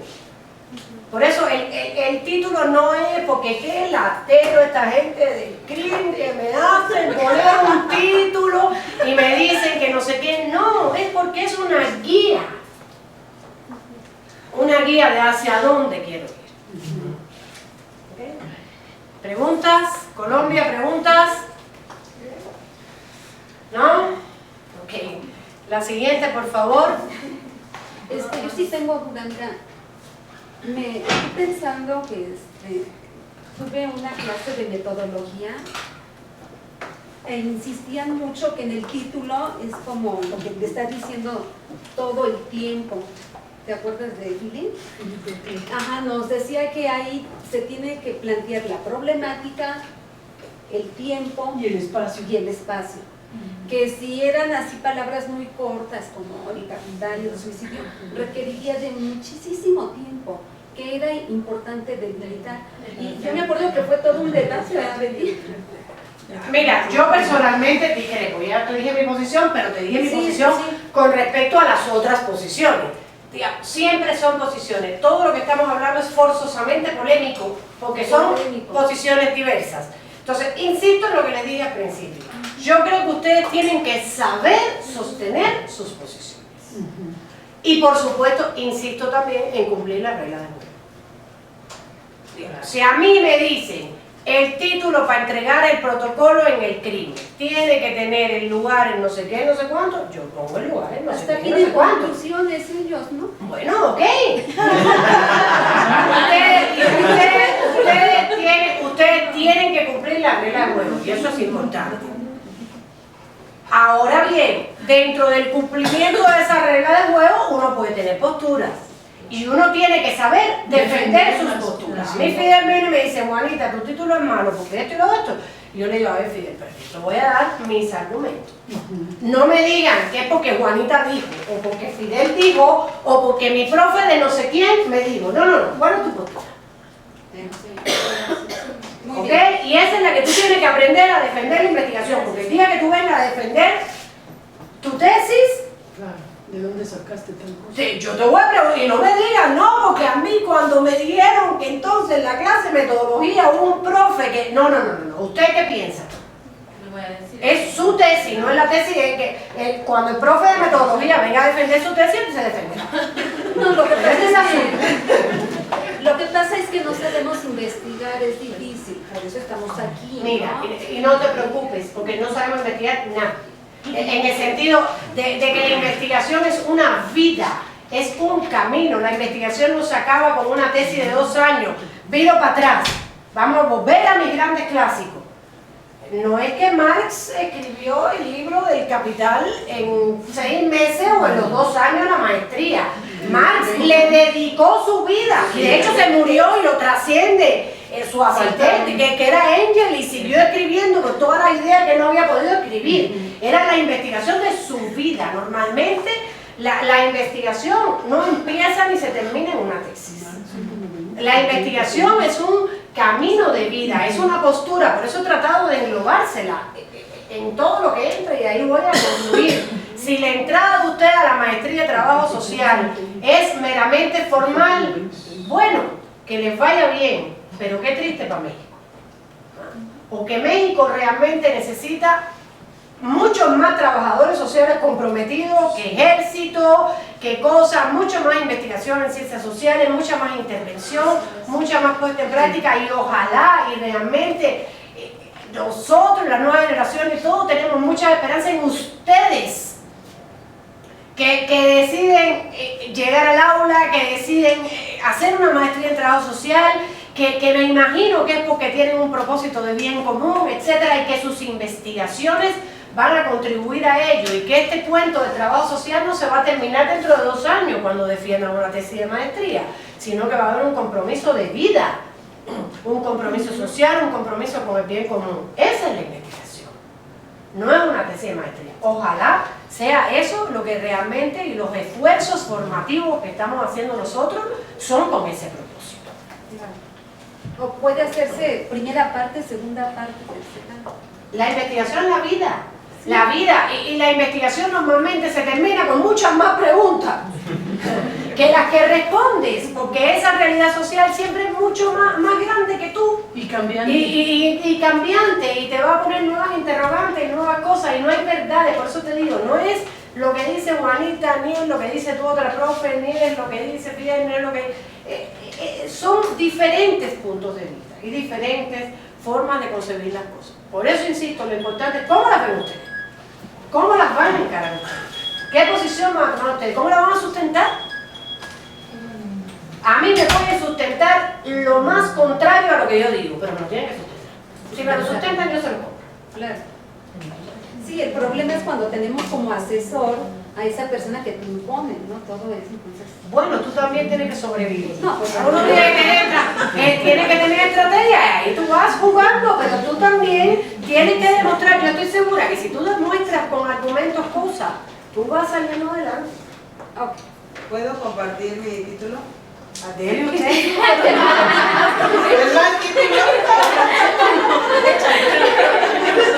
En tu título está todo, ya tú ahí ya la No, se llama Vinculación del trabajo escolar con la comunidad. Bueno, al lado de lo que hemos oído, el tuyo está casi. A ver, Pense, vamos a seguir con la pregunta, que todavía nos falta mucho y nos va a quedar 40 minutos. ¿Ah? La siguiente, por favor. Vamos al problema de los problemas, que es la pregunta de investigación, ¿verdad? El problema de los problemas. Ustedes se levantan a las 3 de la mañana y te dicen, no puedo dormir más con esta inquietud de investigación. ¿Verdad? Y esa pregunta de investigación tiene que tener, o yo les sugiero que tenga, determinadas condiciones para que los ayude mejor, para que los lleve de la mano mejor. Les voy a poner un ejemplo. Siempre me gusta ver ejemplos de la ciencia, de la historia. Si Newton se hubiera preguntado, ¿de qué color son las manzanas que se caen? Hubiera hecho un excelente estudio descriptivo, ¿verdad?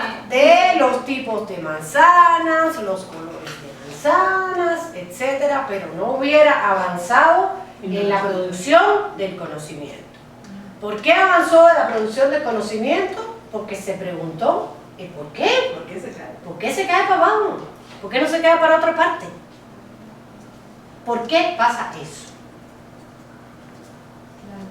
¿Cómo? Es que la única forma de caerse es hacia abajo.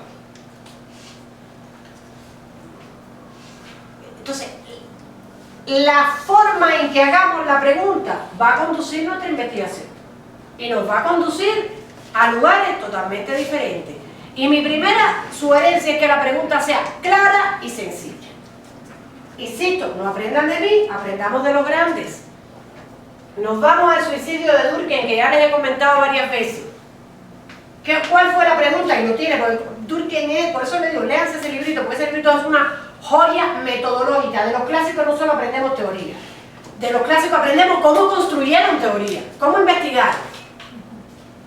Y Durkheim se pregunta, ¿por qué se suicidan más los católicos que los protestantes? Él encuentra esa regularidad estadística. Hay más suicidios en países católicos que en países protestantes. ¿Por qué? Fíjense qué pregunta más sencilla. Y hace una obra maestra de las ciencias sociales.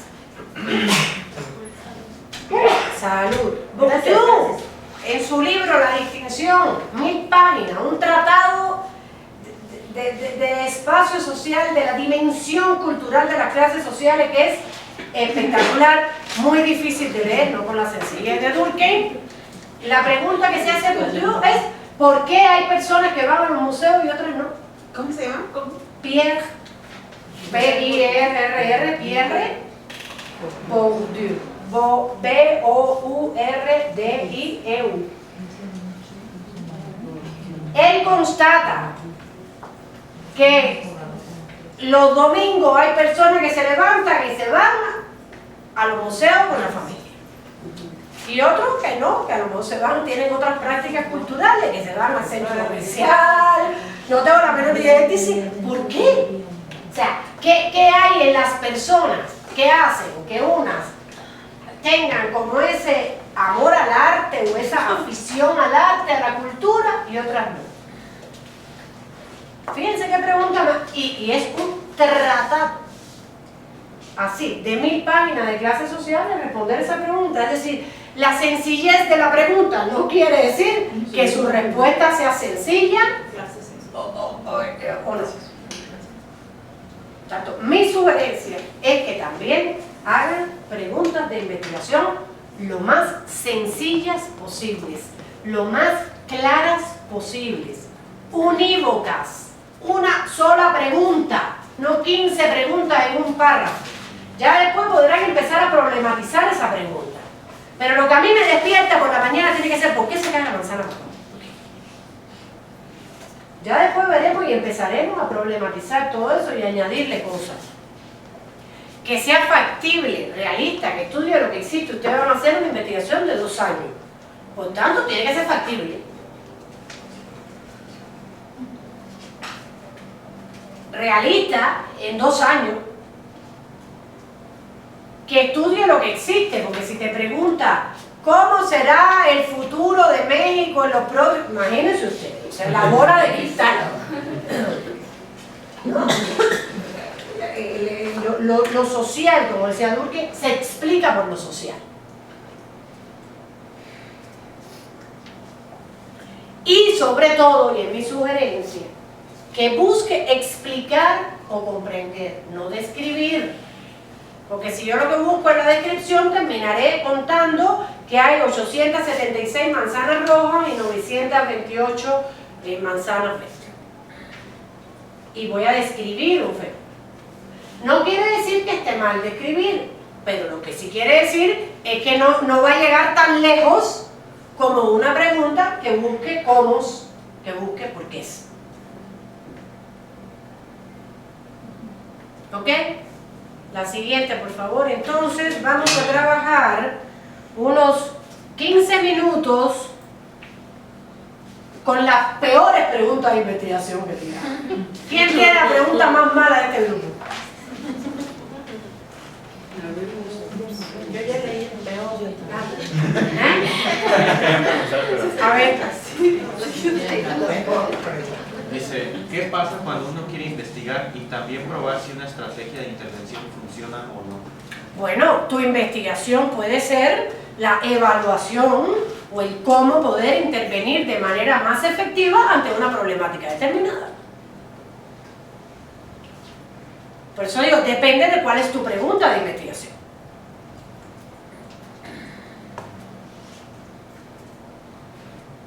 ¿Sí? ¿Hay respuesta?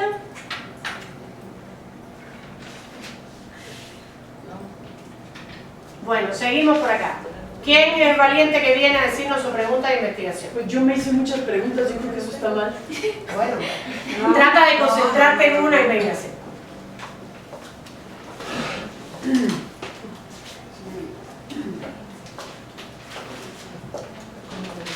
¿Sí? ¿Alguna respuesta de...? Ay, perdón. Bueno, el título de mi proyecto es la lucha de los pueblos en Morelos por la defensa del agua. Okay. Y me hice varias preguntas, yo creo que ahí es donde no tengo claro hacia dónde ir, porque me hice las siguientes preguntas. ¿Cuántos pueblos carecen de agua potable? ¿Es posible lograr un equilibrio entre el desarrollo económico y el respeto a la naturaleza y la forma de organización de las comunidades? ¿Qué herramientas necesitan las comunidades para afrontar los problemas de falta de agua que enfrentan? ¿Qué alternativas pueden usar para cubrir sus necesidades de agua en la actualidad y el futuro? ¿Cómo podemos vincular lo urbano y lo rural para lograr convivir con respeto?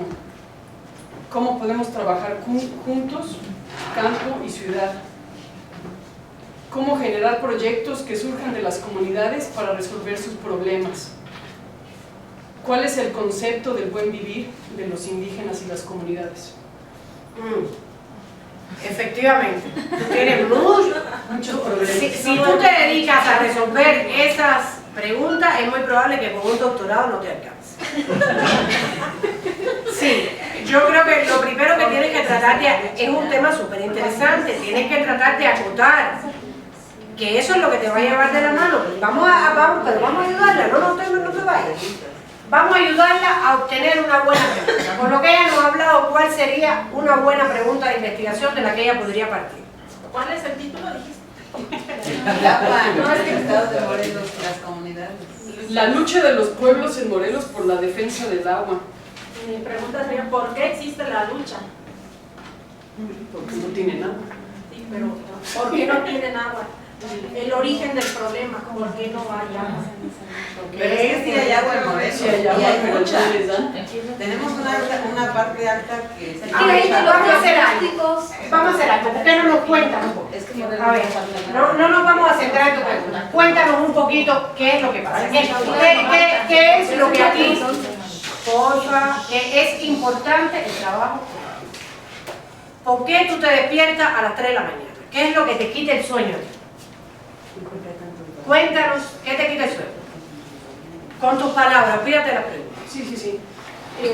El agua es un problema transversal que a todos nos ocupa y a todos nos toca.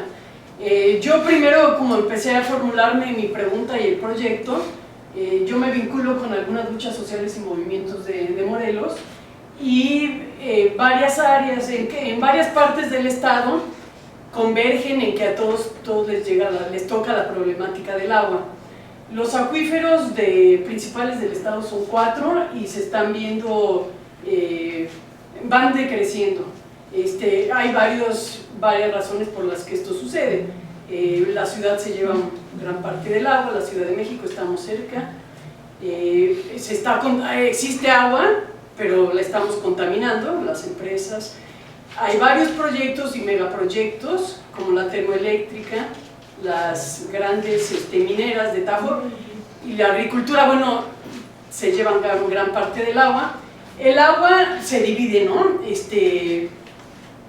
Hay una institución, hay oficinas gubernamentales que hacen un reparto del agua, ¿no? Hay una parte que es para la industria, está clasificado un 30-40% para la industria, otra para servicio doméstico, otra para agricultura, pero a los pueblos los vamos dejando poco a poco sin agua. ¿Y qué hacemos con ellos? El agua del drenaje se las echamos y decimos que son unos puercos porque sus verduras se riegan con aguas negras, pero los puercos somos nosotros porque nosotros somos los que ensuciamos el agua y se las desviamos a ellos. Entonces, las ciudades cada vez van creciendo más, vas tomando áreas de cultivo, va creciendo la ciudad de Cuernavaca, vamos agarrando zonas de cultivo para hacer más desarrollos como es Xochitepec, y cada vez dejamos menos espacio para el campo, y luego llega a Casas Geo, se pone ahí junto a Sosocotla y les prohíben la entrada a los manantiales y a surtirse de agua. Entonces esa es la problemática en grandes palabras, ¿no? Perfecto, yo creo que la pregunta queda fácil. A ver, ¿cuál es la pregunta de lo que nos ha contado? Que no se parece mucho a toda la primera pregunta que me hizo. ¿Ok? Si quieres contrastamos con tu pregunta, que la lucha de los pueblos, que no sé qué, que no sé cuánto, no es exactamente el cuento que me hiciste. Ahora, Sí, ¿cuál es? Ese es el problema, que no te me centro en una cosa. No es exactamente. Primero recuerdes, nuestro sentido común forzosamente falso. ¿Ok? Tú estás aventurando respuestas a esa pregunta sin haber hecho una investigación. Por tanto, no es el momento de aventurar respuestas a esa pregunta. Eso te lo dará la investigación, te lo dará la exploración, te lo dará las diferentes perspectivas teóricas que leerás, te lo dará la búsqueda del estado del arte de la cuestión, pero primero tenemos que tener una cuestión precisa. ¿Qué es lo que a ti te quita el sueño a las 3 de la mañana después que tú me dices eso? ¿Alguien le da pistas o ella misma? ¿Puedo observar algo? Sí, claro. Y una pregunta que yo me haría respecto a su tema es ¿por qué las comunidades se están quedando sin agua en un lugar donde sí hay agua? Porque sí hay agua en Morelos. Eso no es una mala pregunta. O sea, muchos manantiales. ¿por qué el reparto del agua no está tomando en cuenta acá y está tomando en cuenta acá? ¿Quién reparte el agua? No, ahí lo que tiene es, no te alcanzan 2 años para responder esa pregunta. O sea, ¿por qué? ¿Qué lógica está funcionando en el reparto del agua que hace que se esté dando prioridad a la industria, a no sé qué, a no sé cuántos datos, en vez de dar prioridad al derecho ciudadano que tiene el pueblo? Ahí tienes una pregunta mucho más precisa que las 15 que tú tenías.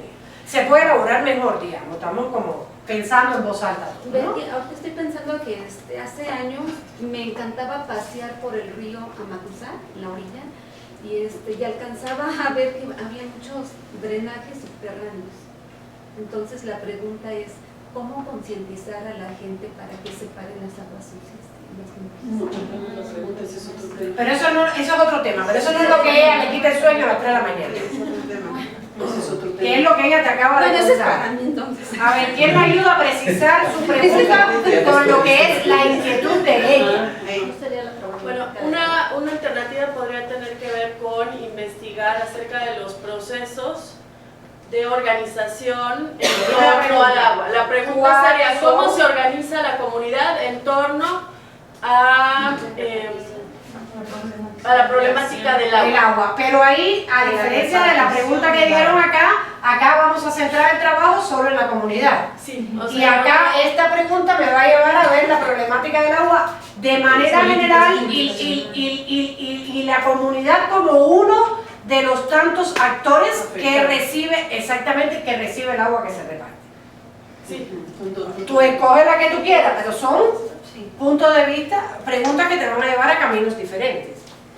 Sí, creo que primero tienes que delimitar porque todas tus preguntas que hiciste me parece que no van acorde con lo que hablas de la lucha. Entonces no sé si lo que quieres es cómo se da esa lucha o cómo se afecta esa lucha que están llevando a cabo las comunidades o qué se ha logrado con esa lucha. Entonces sí, como que tienes que delimitar qué es lo que quieres. Sí, estoy de acuerdo, porque cuando tú miras, y es importante que hagan ese cuento, háganse la pregunta, esta noche tienen más tareas que hacer en la noche, háganse la pregunta, díganme cómo es, dime con tus palabras, fíjate la pregunta de tu investigación, dime un párrafo que tú quieres investigar, fíjate que el párrafo que ella me dice que quiere investigar no se parece mucho a la pregunta que ella me está haciendo. la pregunta tiene que salir de eso. ¿Qué es lo que yo quiero? ¿Qué es lo que a mí me quita el sueño? El reparto desigual del agua. Yo he constatado que en Cuernavaca, en el país y en el mundo además, porque además es un tema interesantísimo que es generalizable, no solamente tú haces tu estudio, porque después tú muestras Cuernavaca, pero eso no quiere decir que lo que tú concluyas del tema sea particular de Cuernavaca, ¿ok? Entonces, hay un reparto desigual del agua, hay un problema de reparto del agua que tiene un trasfondo que yo no tengo muy claro cuál es, y por eso lo quiero investigar. Ya el tema después de la lucha por el agua es consecuencia de, pero no es el por qué, qué está pasando, cuál es el mecanismo oculto que yo no conozco, que hay detrás de ese reparto desigual, inequitativo, o como le queramos llamar, del agua, y que entonces lo vamos a observar en Cuernavaca. Okay, ahí tienes una manera más precisa de encauzar tu investigación, por eso la pregunta es tan importante, porque si respondes todas esas preguntas, como te digo, te vas a perder 2 años, una tesis doctoral no te va a alcanzar. Si respondes la pregunta que ella te sugiere, te vas a ir por un camino. Si respondes la pregunta que ella te sugiere, te vas a ir por otro.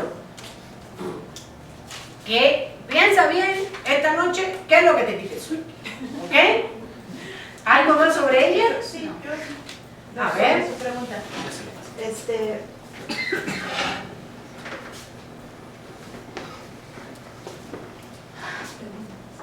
Bueno, yo también lo que escuché un poco en la propuesta que ella está haciendo es a partir de estas políticas públicas que hay de repartición del agua, si estamos siendo conscientes de que finalmente los afectados, y lo mencionan porque sentí el énfasis cuando hablaste de se les acusa de cochinos cuando los cochinos somos nosotros porque estamos contaminando el agua. Entonces, si hay una conciencia de que finalmente estamos recibiendo eso, ¿no? Con estas políticas públicas de repartición del agua.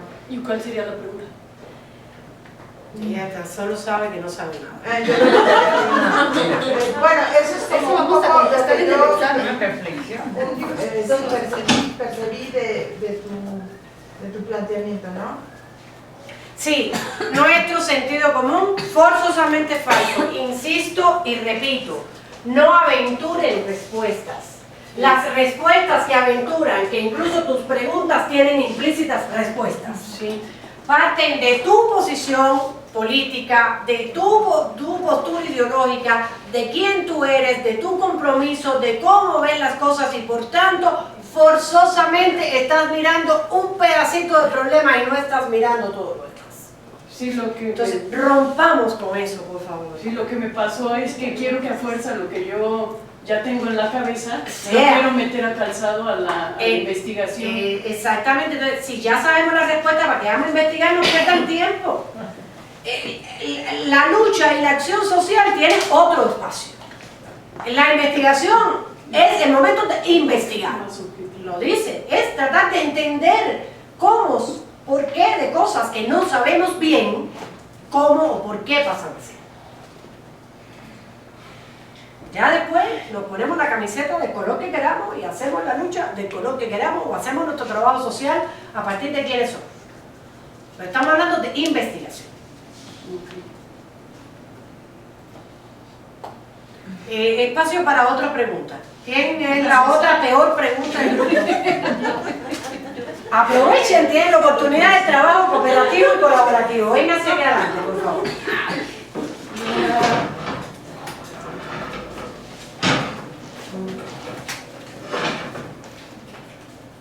Apóyense entre ustedes mismos, hagan ejercicios de este tipo.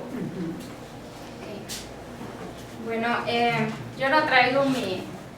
Yo ni siquiera traigo preguntas, ¿no? Sin embargo, cuéntanos qué te quita el sueño. A mí lo que más me mueve, cuáles son las motivaciones. Bueno, que de hecho ahorita mi pregunta, como más general o como más motivadora desde mi punto de vista, y esa es la que he estructurado, ¿sí?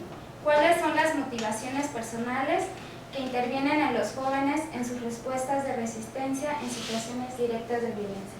¿Esa es la pregunta? ¿O ese es el título? No, es mi pregunta. ¿Y el título? Otra vez. A ver, vamos para atrás.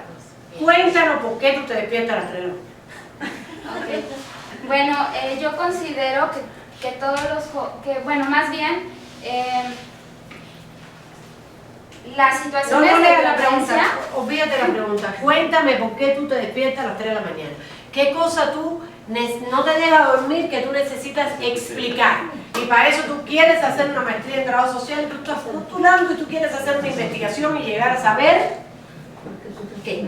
Ok. Las cifras de violencia están básicamente encabezadas por jóvenes, ¿sí? Entonces, mi motivación es que todo joven tiene dentro de sí alguna semilla o algo que lo motive a tener conductas de resistencia o prevenir violencia, ¿no? Pero ¿qué quieres saber? Quiero saber si realmente hay algo en el joven que pueda permitir no tener una situación de violencia, detenerla. Pero a ver, ¿no estás montándote totalmente sobre tus prejuicios?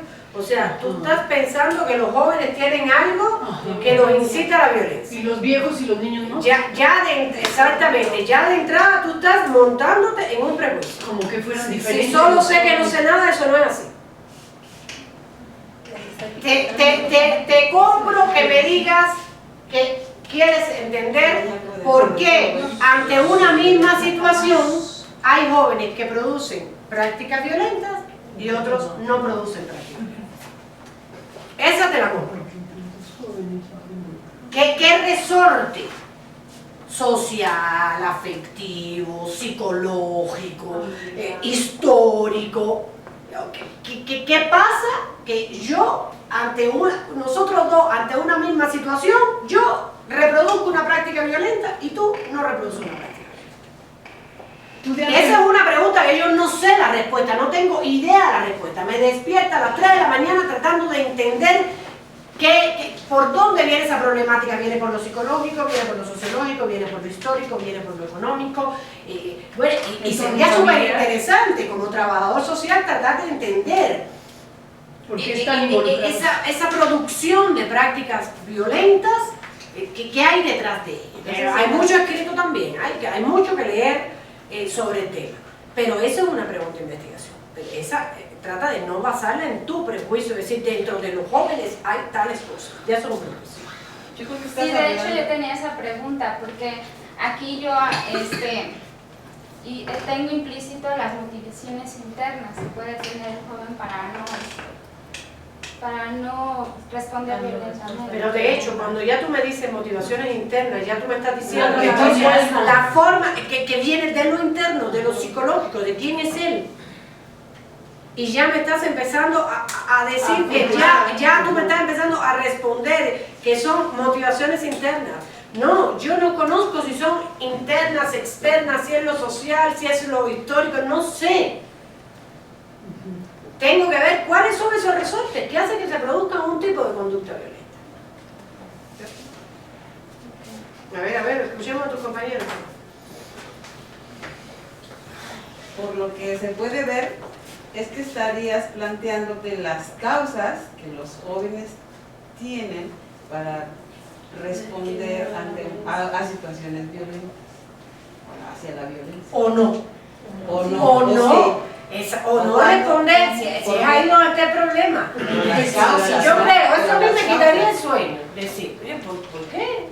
¿Por qué tantos jóvenes? ¿Por qué es el mismo tema de la pobreza? Que como dicen, pobreza, delincuencia.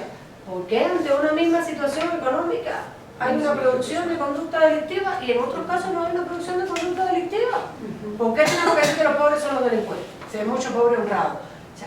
¿Por qué? Eso a mí me quita el sueño, tratar de explicar, tratar de entender, tratar de avanzar en esa problemática que se ha escrito mucho, pero de ver si yo puedo poner un granito de arena en cuáles son esos resortes que intervienen, manteniendo como el lamentable caldo de cultivo que tenemos en nuestro país, que para estudiar el fenómeno casi que nos sobra. Entonces, tristemente, ojalá realmente hubiera que ir a otro país a tratar de estudiarlo porque en México no tuviésemos muestras. Pero, bueno, Pero trata de no condicionar tu pregunta ni a motivaciones externas ni a lo que tú piensas que es la respuesta, ¿no? Yo solo sé que no sé nada, yo tengo que romper con mis prejuicios, yo tengo que... Todo lo que ustedes supongan ahora que es, ya saben que es forzosamente falso, quítenlo. Mira, estoy recordando una película que se llama Quisiera ser millonario.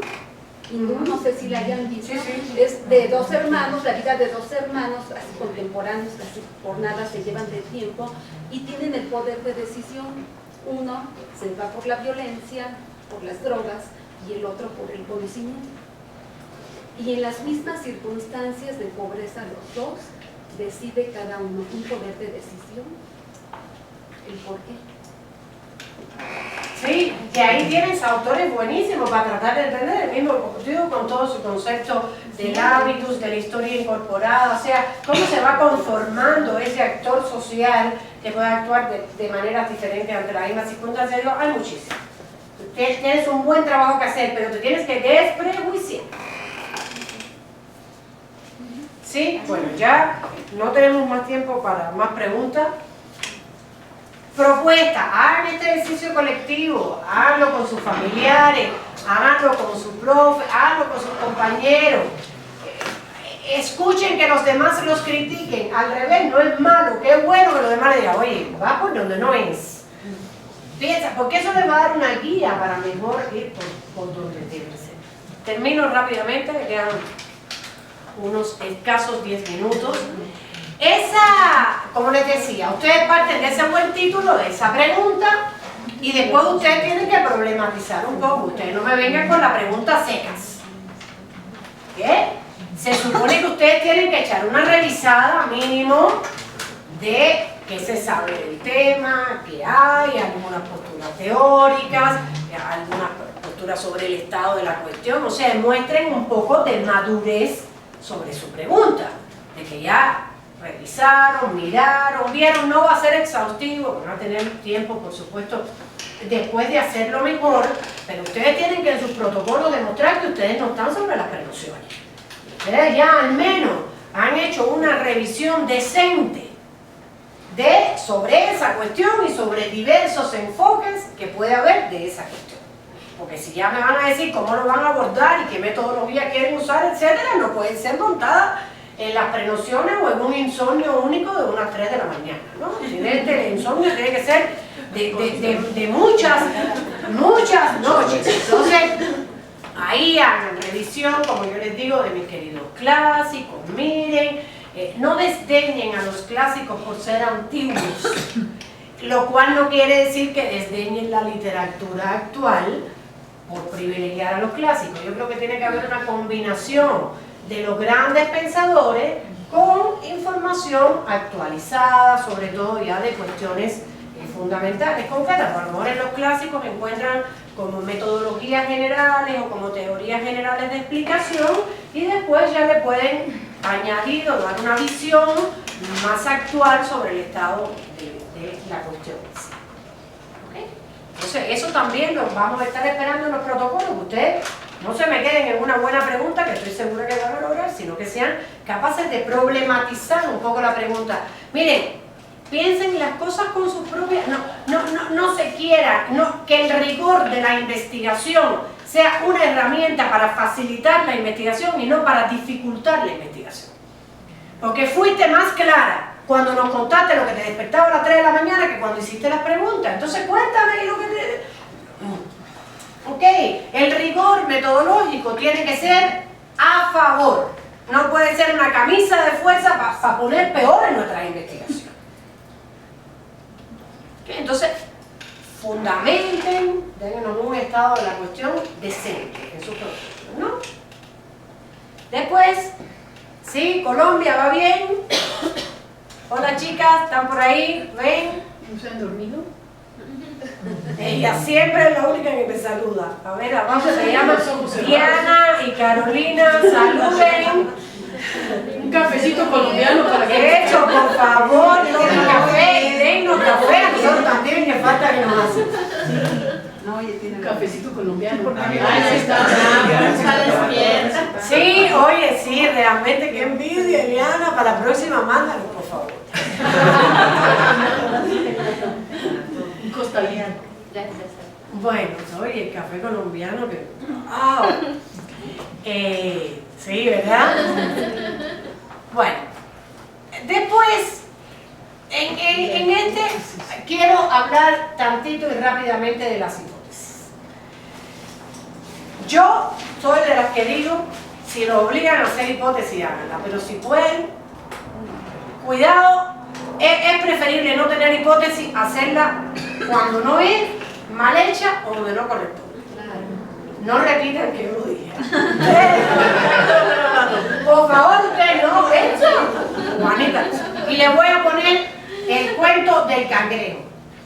¿Se sabe el cuento del cangrejo? No. Este es un cangrejo que le quitaron una pata y el científico le dijo, cangrejo camina, y el cangrejo no camina. Y le quitaron otra pata, cangrejo camina, cangrejo camina. Hipótesis. Está sordo. Cangrejo sin pata no oye. ¿Ok? Esas son generalmente las hipótesis que nosotros hacemos. Y después hacemos toda una investigación para demostrar que tenemos razón, que el cangrejo sin pata no oye, publicamos un artículo científico en nivel 4 y salimos y después me citan en sus tesis de que mire el resultado científico tan maravilloso que logró Juanita, que el cangrejo sin pata no. Y lo peor es que me creen. Claro. Entonces, cuidado, no es que las hipótesis no sean importantes, pero las hipótesis tienen su momento. Si ustedes me hacen una buena fundamentación, ustedes hacen una buena exploración, ustedes hacen un buen recorrido en el estado del arte, ustedes hacen una buena estructuración, los aplaudo. Van a salir buenas hipótesis. Si ustedes me construyen hipótesis sobre sus prenociones, que es lo que generalmente hacen, que cuando se despiertan a las 3 de la mañana con la pregunta dicen, ay, debe ser por esto, esto y esto, y por tanto mis hipótesis son estas. Y las puse en el trabajo, y entonces ya después voy a hacer la investigación para probarme a mí mismo que sí, yo tenía razón, y de que efectivamente mis hipótesis son así. Es muy probable que lleguemos al cangrejo sin patas que no son. Se los dejo también como tarea para reflexiones de esta noche.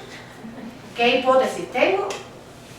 ¿He madurado lo suficiente con mi pregunta, con mi objeto de investigación? Porque no quito que no haya de ustedes que tengan esa pregunta desde hace años o que hayan rumiado esto y que hayan leído mucho de eso. O sea, no necesariamente es que vamos a inventar una pregunta para el protocolo. Insisto que la investigación es un proyecto de vida.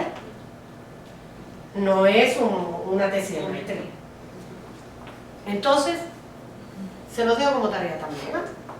¿Qué hipótesis estoy haciendo? ¿Qué hipótesis voy a poner? Y como les digo, yo personalmente prefiero a un estudiante que me diga, ¿sabe qué? Mire, quíteme el punto si quiere, pero yo no puse hipótesis, porque yo siento que si yo pongo hipótesis ahora, voy a cumplir con usted y voy a quedar bien con usted, pero voy a hacer algo descabellado. Porque yo no siento mi trabajo lo suficientemente maduro como para... Pero eso me lo tienen que mostrar. O sí, mire, yo realmente llevo el tiempo suficiente dedicado a esto, o he trabajado lo suficientemente este objeto, lo conozco, o lo he explorado bien, o llevo 15 noches sin dormir leyendo y esto, y yo me siento con la madurez suficiente para pensar que esto puede ser así. Y acuérdense lo que hablamos antes, de mi querido Popper. No obstante a todo ello, traten de falsificarlas. Traten de que en vez de que su camino metodológico, sus instrumentos los lleven a decir, oh Alá, tengo razón, traten de decir, oye, siempre preguntarse, ¿estaré equivocado? ¿Será? ¿Lo habré hecho bien? Mejor que la realidad me refute. Ah, ¿no me refutó? Ok. Asumamos ese cangrejo sin patas que no oye. Rápido, ya después vimos a la hora del protocolo también tienen que hablar alguito de cómo lo van a hacer, ¿verdad? O sea, cómo lo proyectan. Y les sugiero responder estas preguntas, voy a observar qué.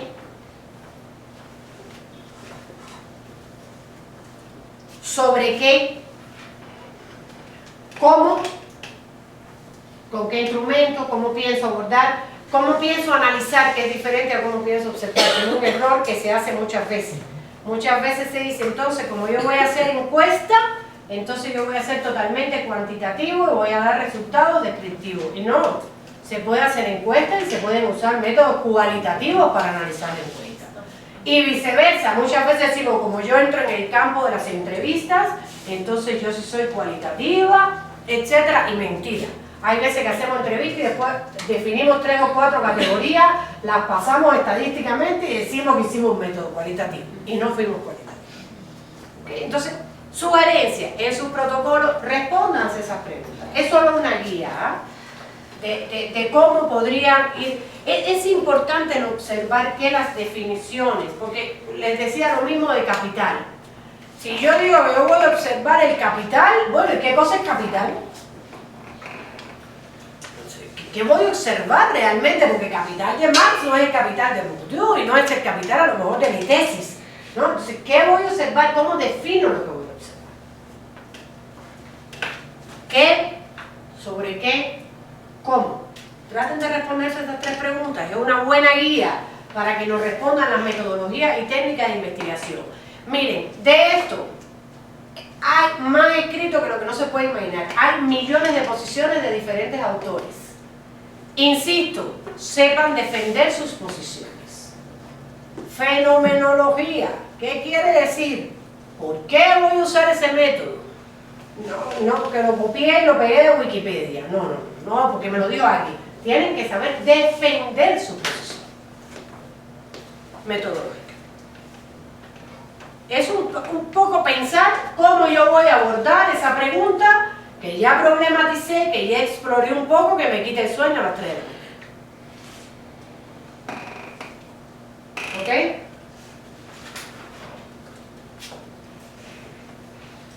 ¿Ok? La siguiente, que me quedan 2 minutos. Referencia bibliográfica obligada, ¿verdad? Pues se supone que ustedes van a leer muchísimo para hacer buenos protocolos y que no se van a quedar con sus prenociones, etc. Y lo más importante, un compromiso en tiempo. Ese compromiso en tiempo nos va a ayudar a darse cuenta. Uno, si es factible lo que van a hacer.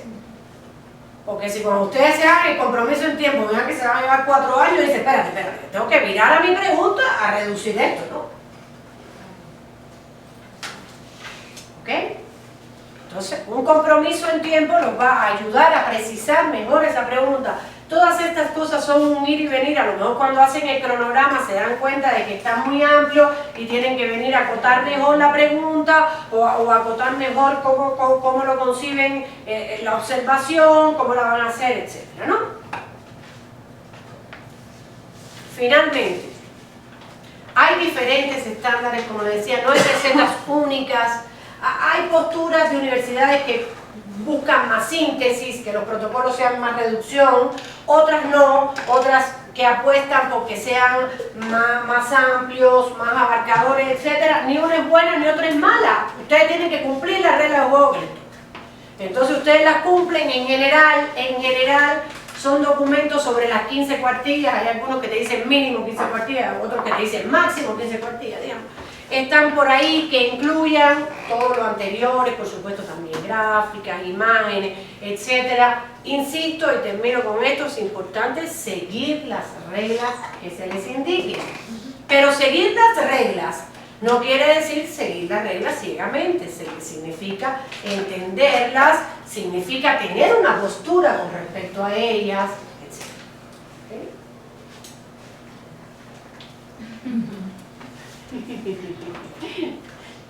¿Sí?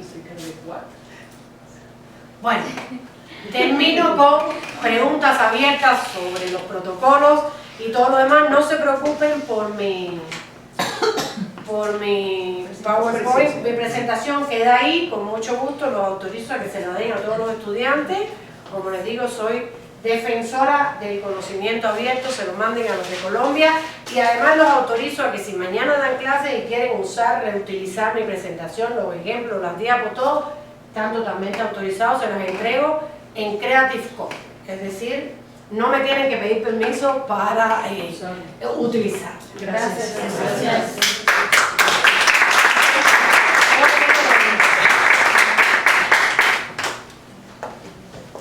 Últimas preguntas y luego podrás decir que lo que exacto. Bueno, más que una pregunta, que es una sugerencia, siendo coherentes con el cambio social que queremos generar, les decía a la compañera que estuvo muy interesante esa dinámica de compartir nuestros protocolos, entonces les sugería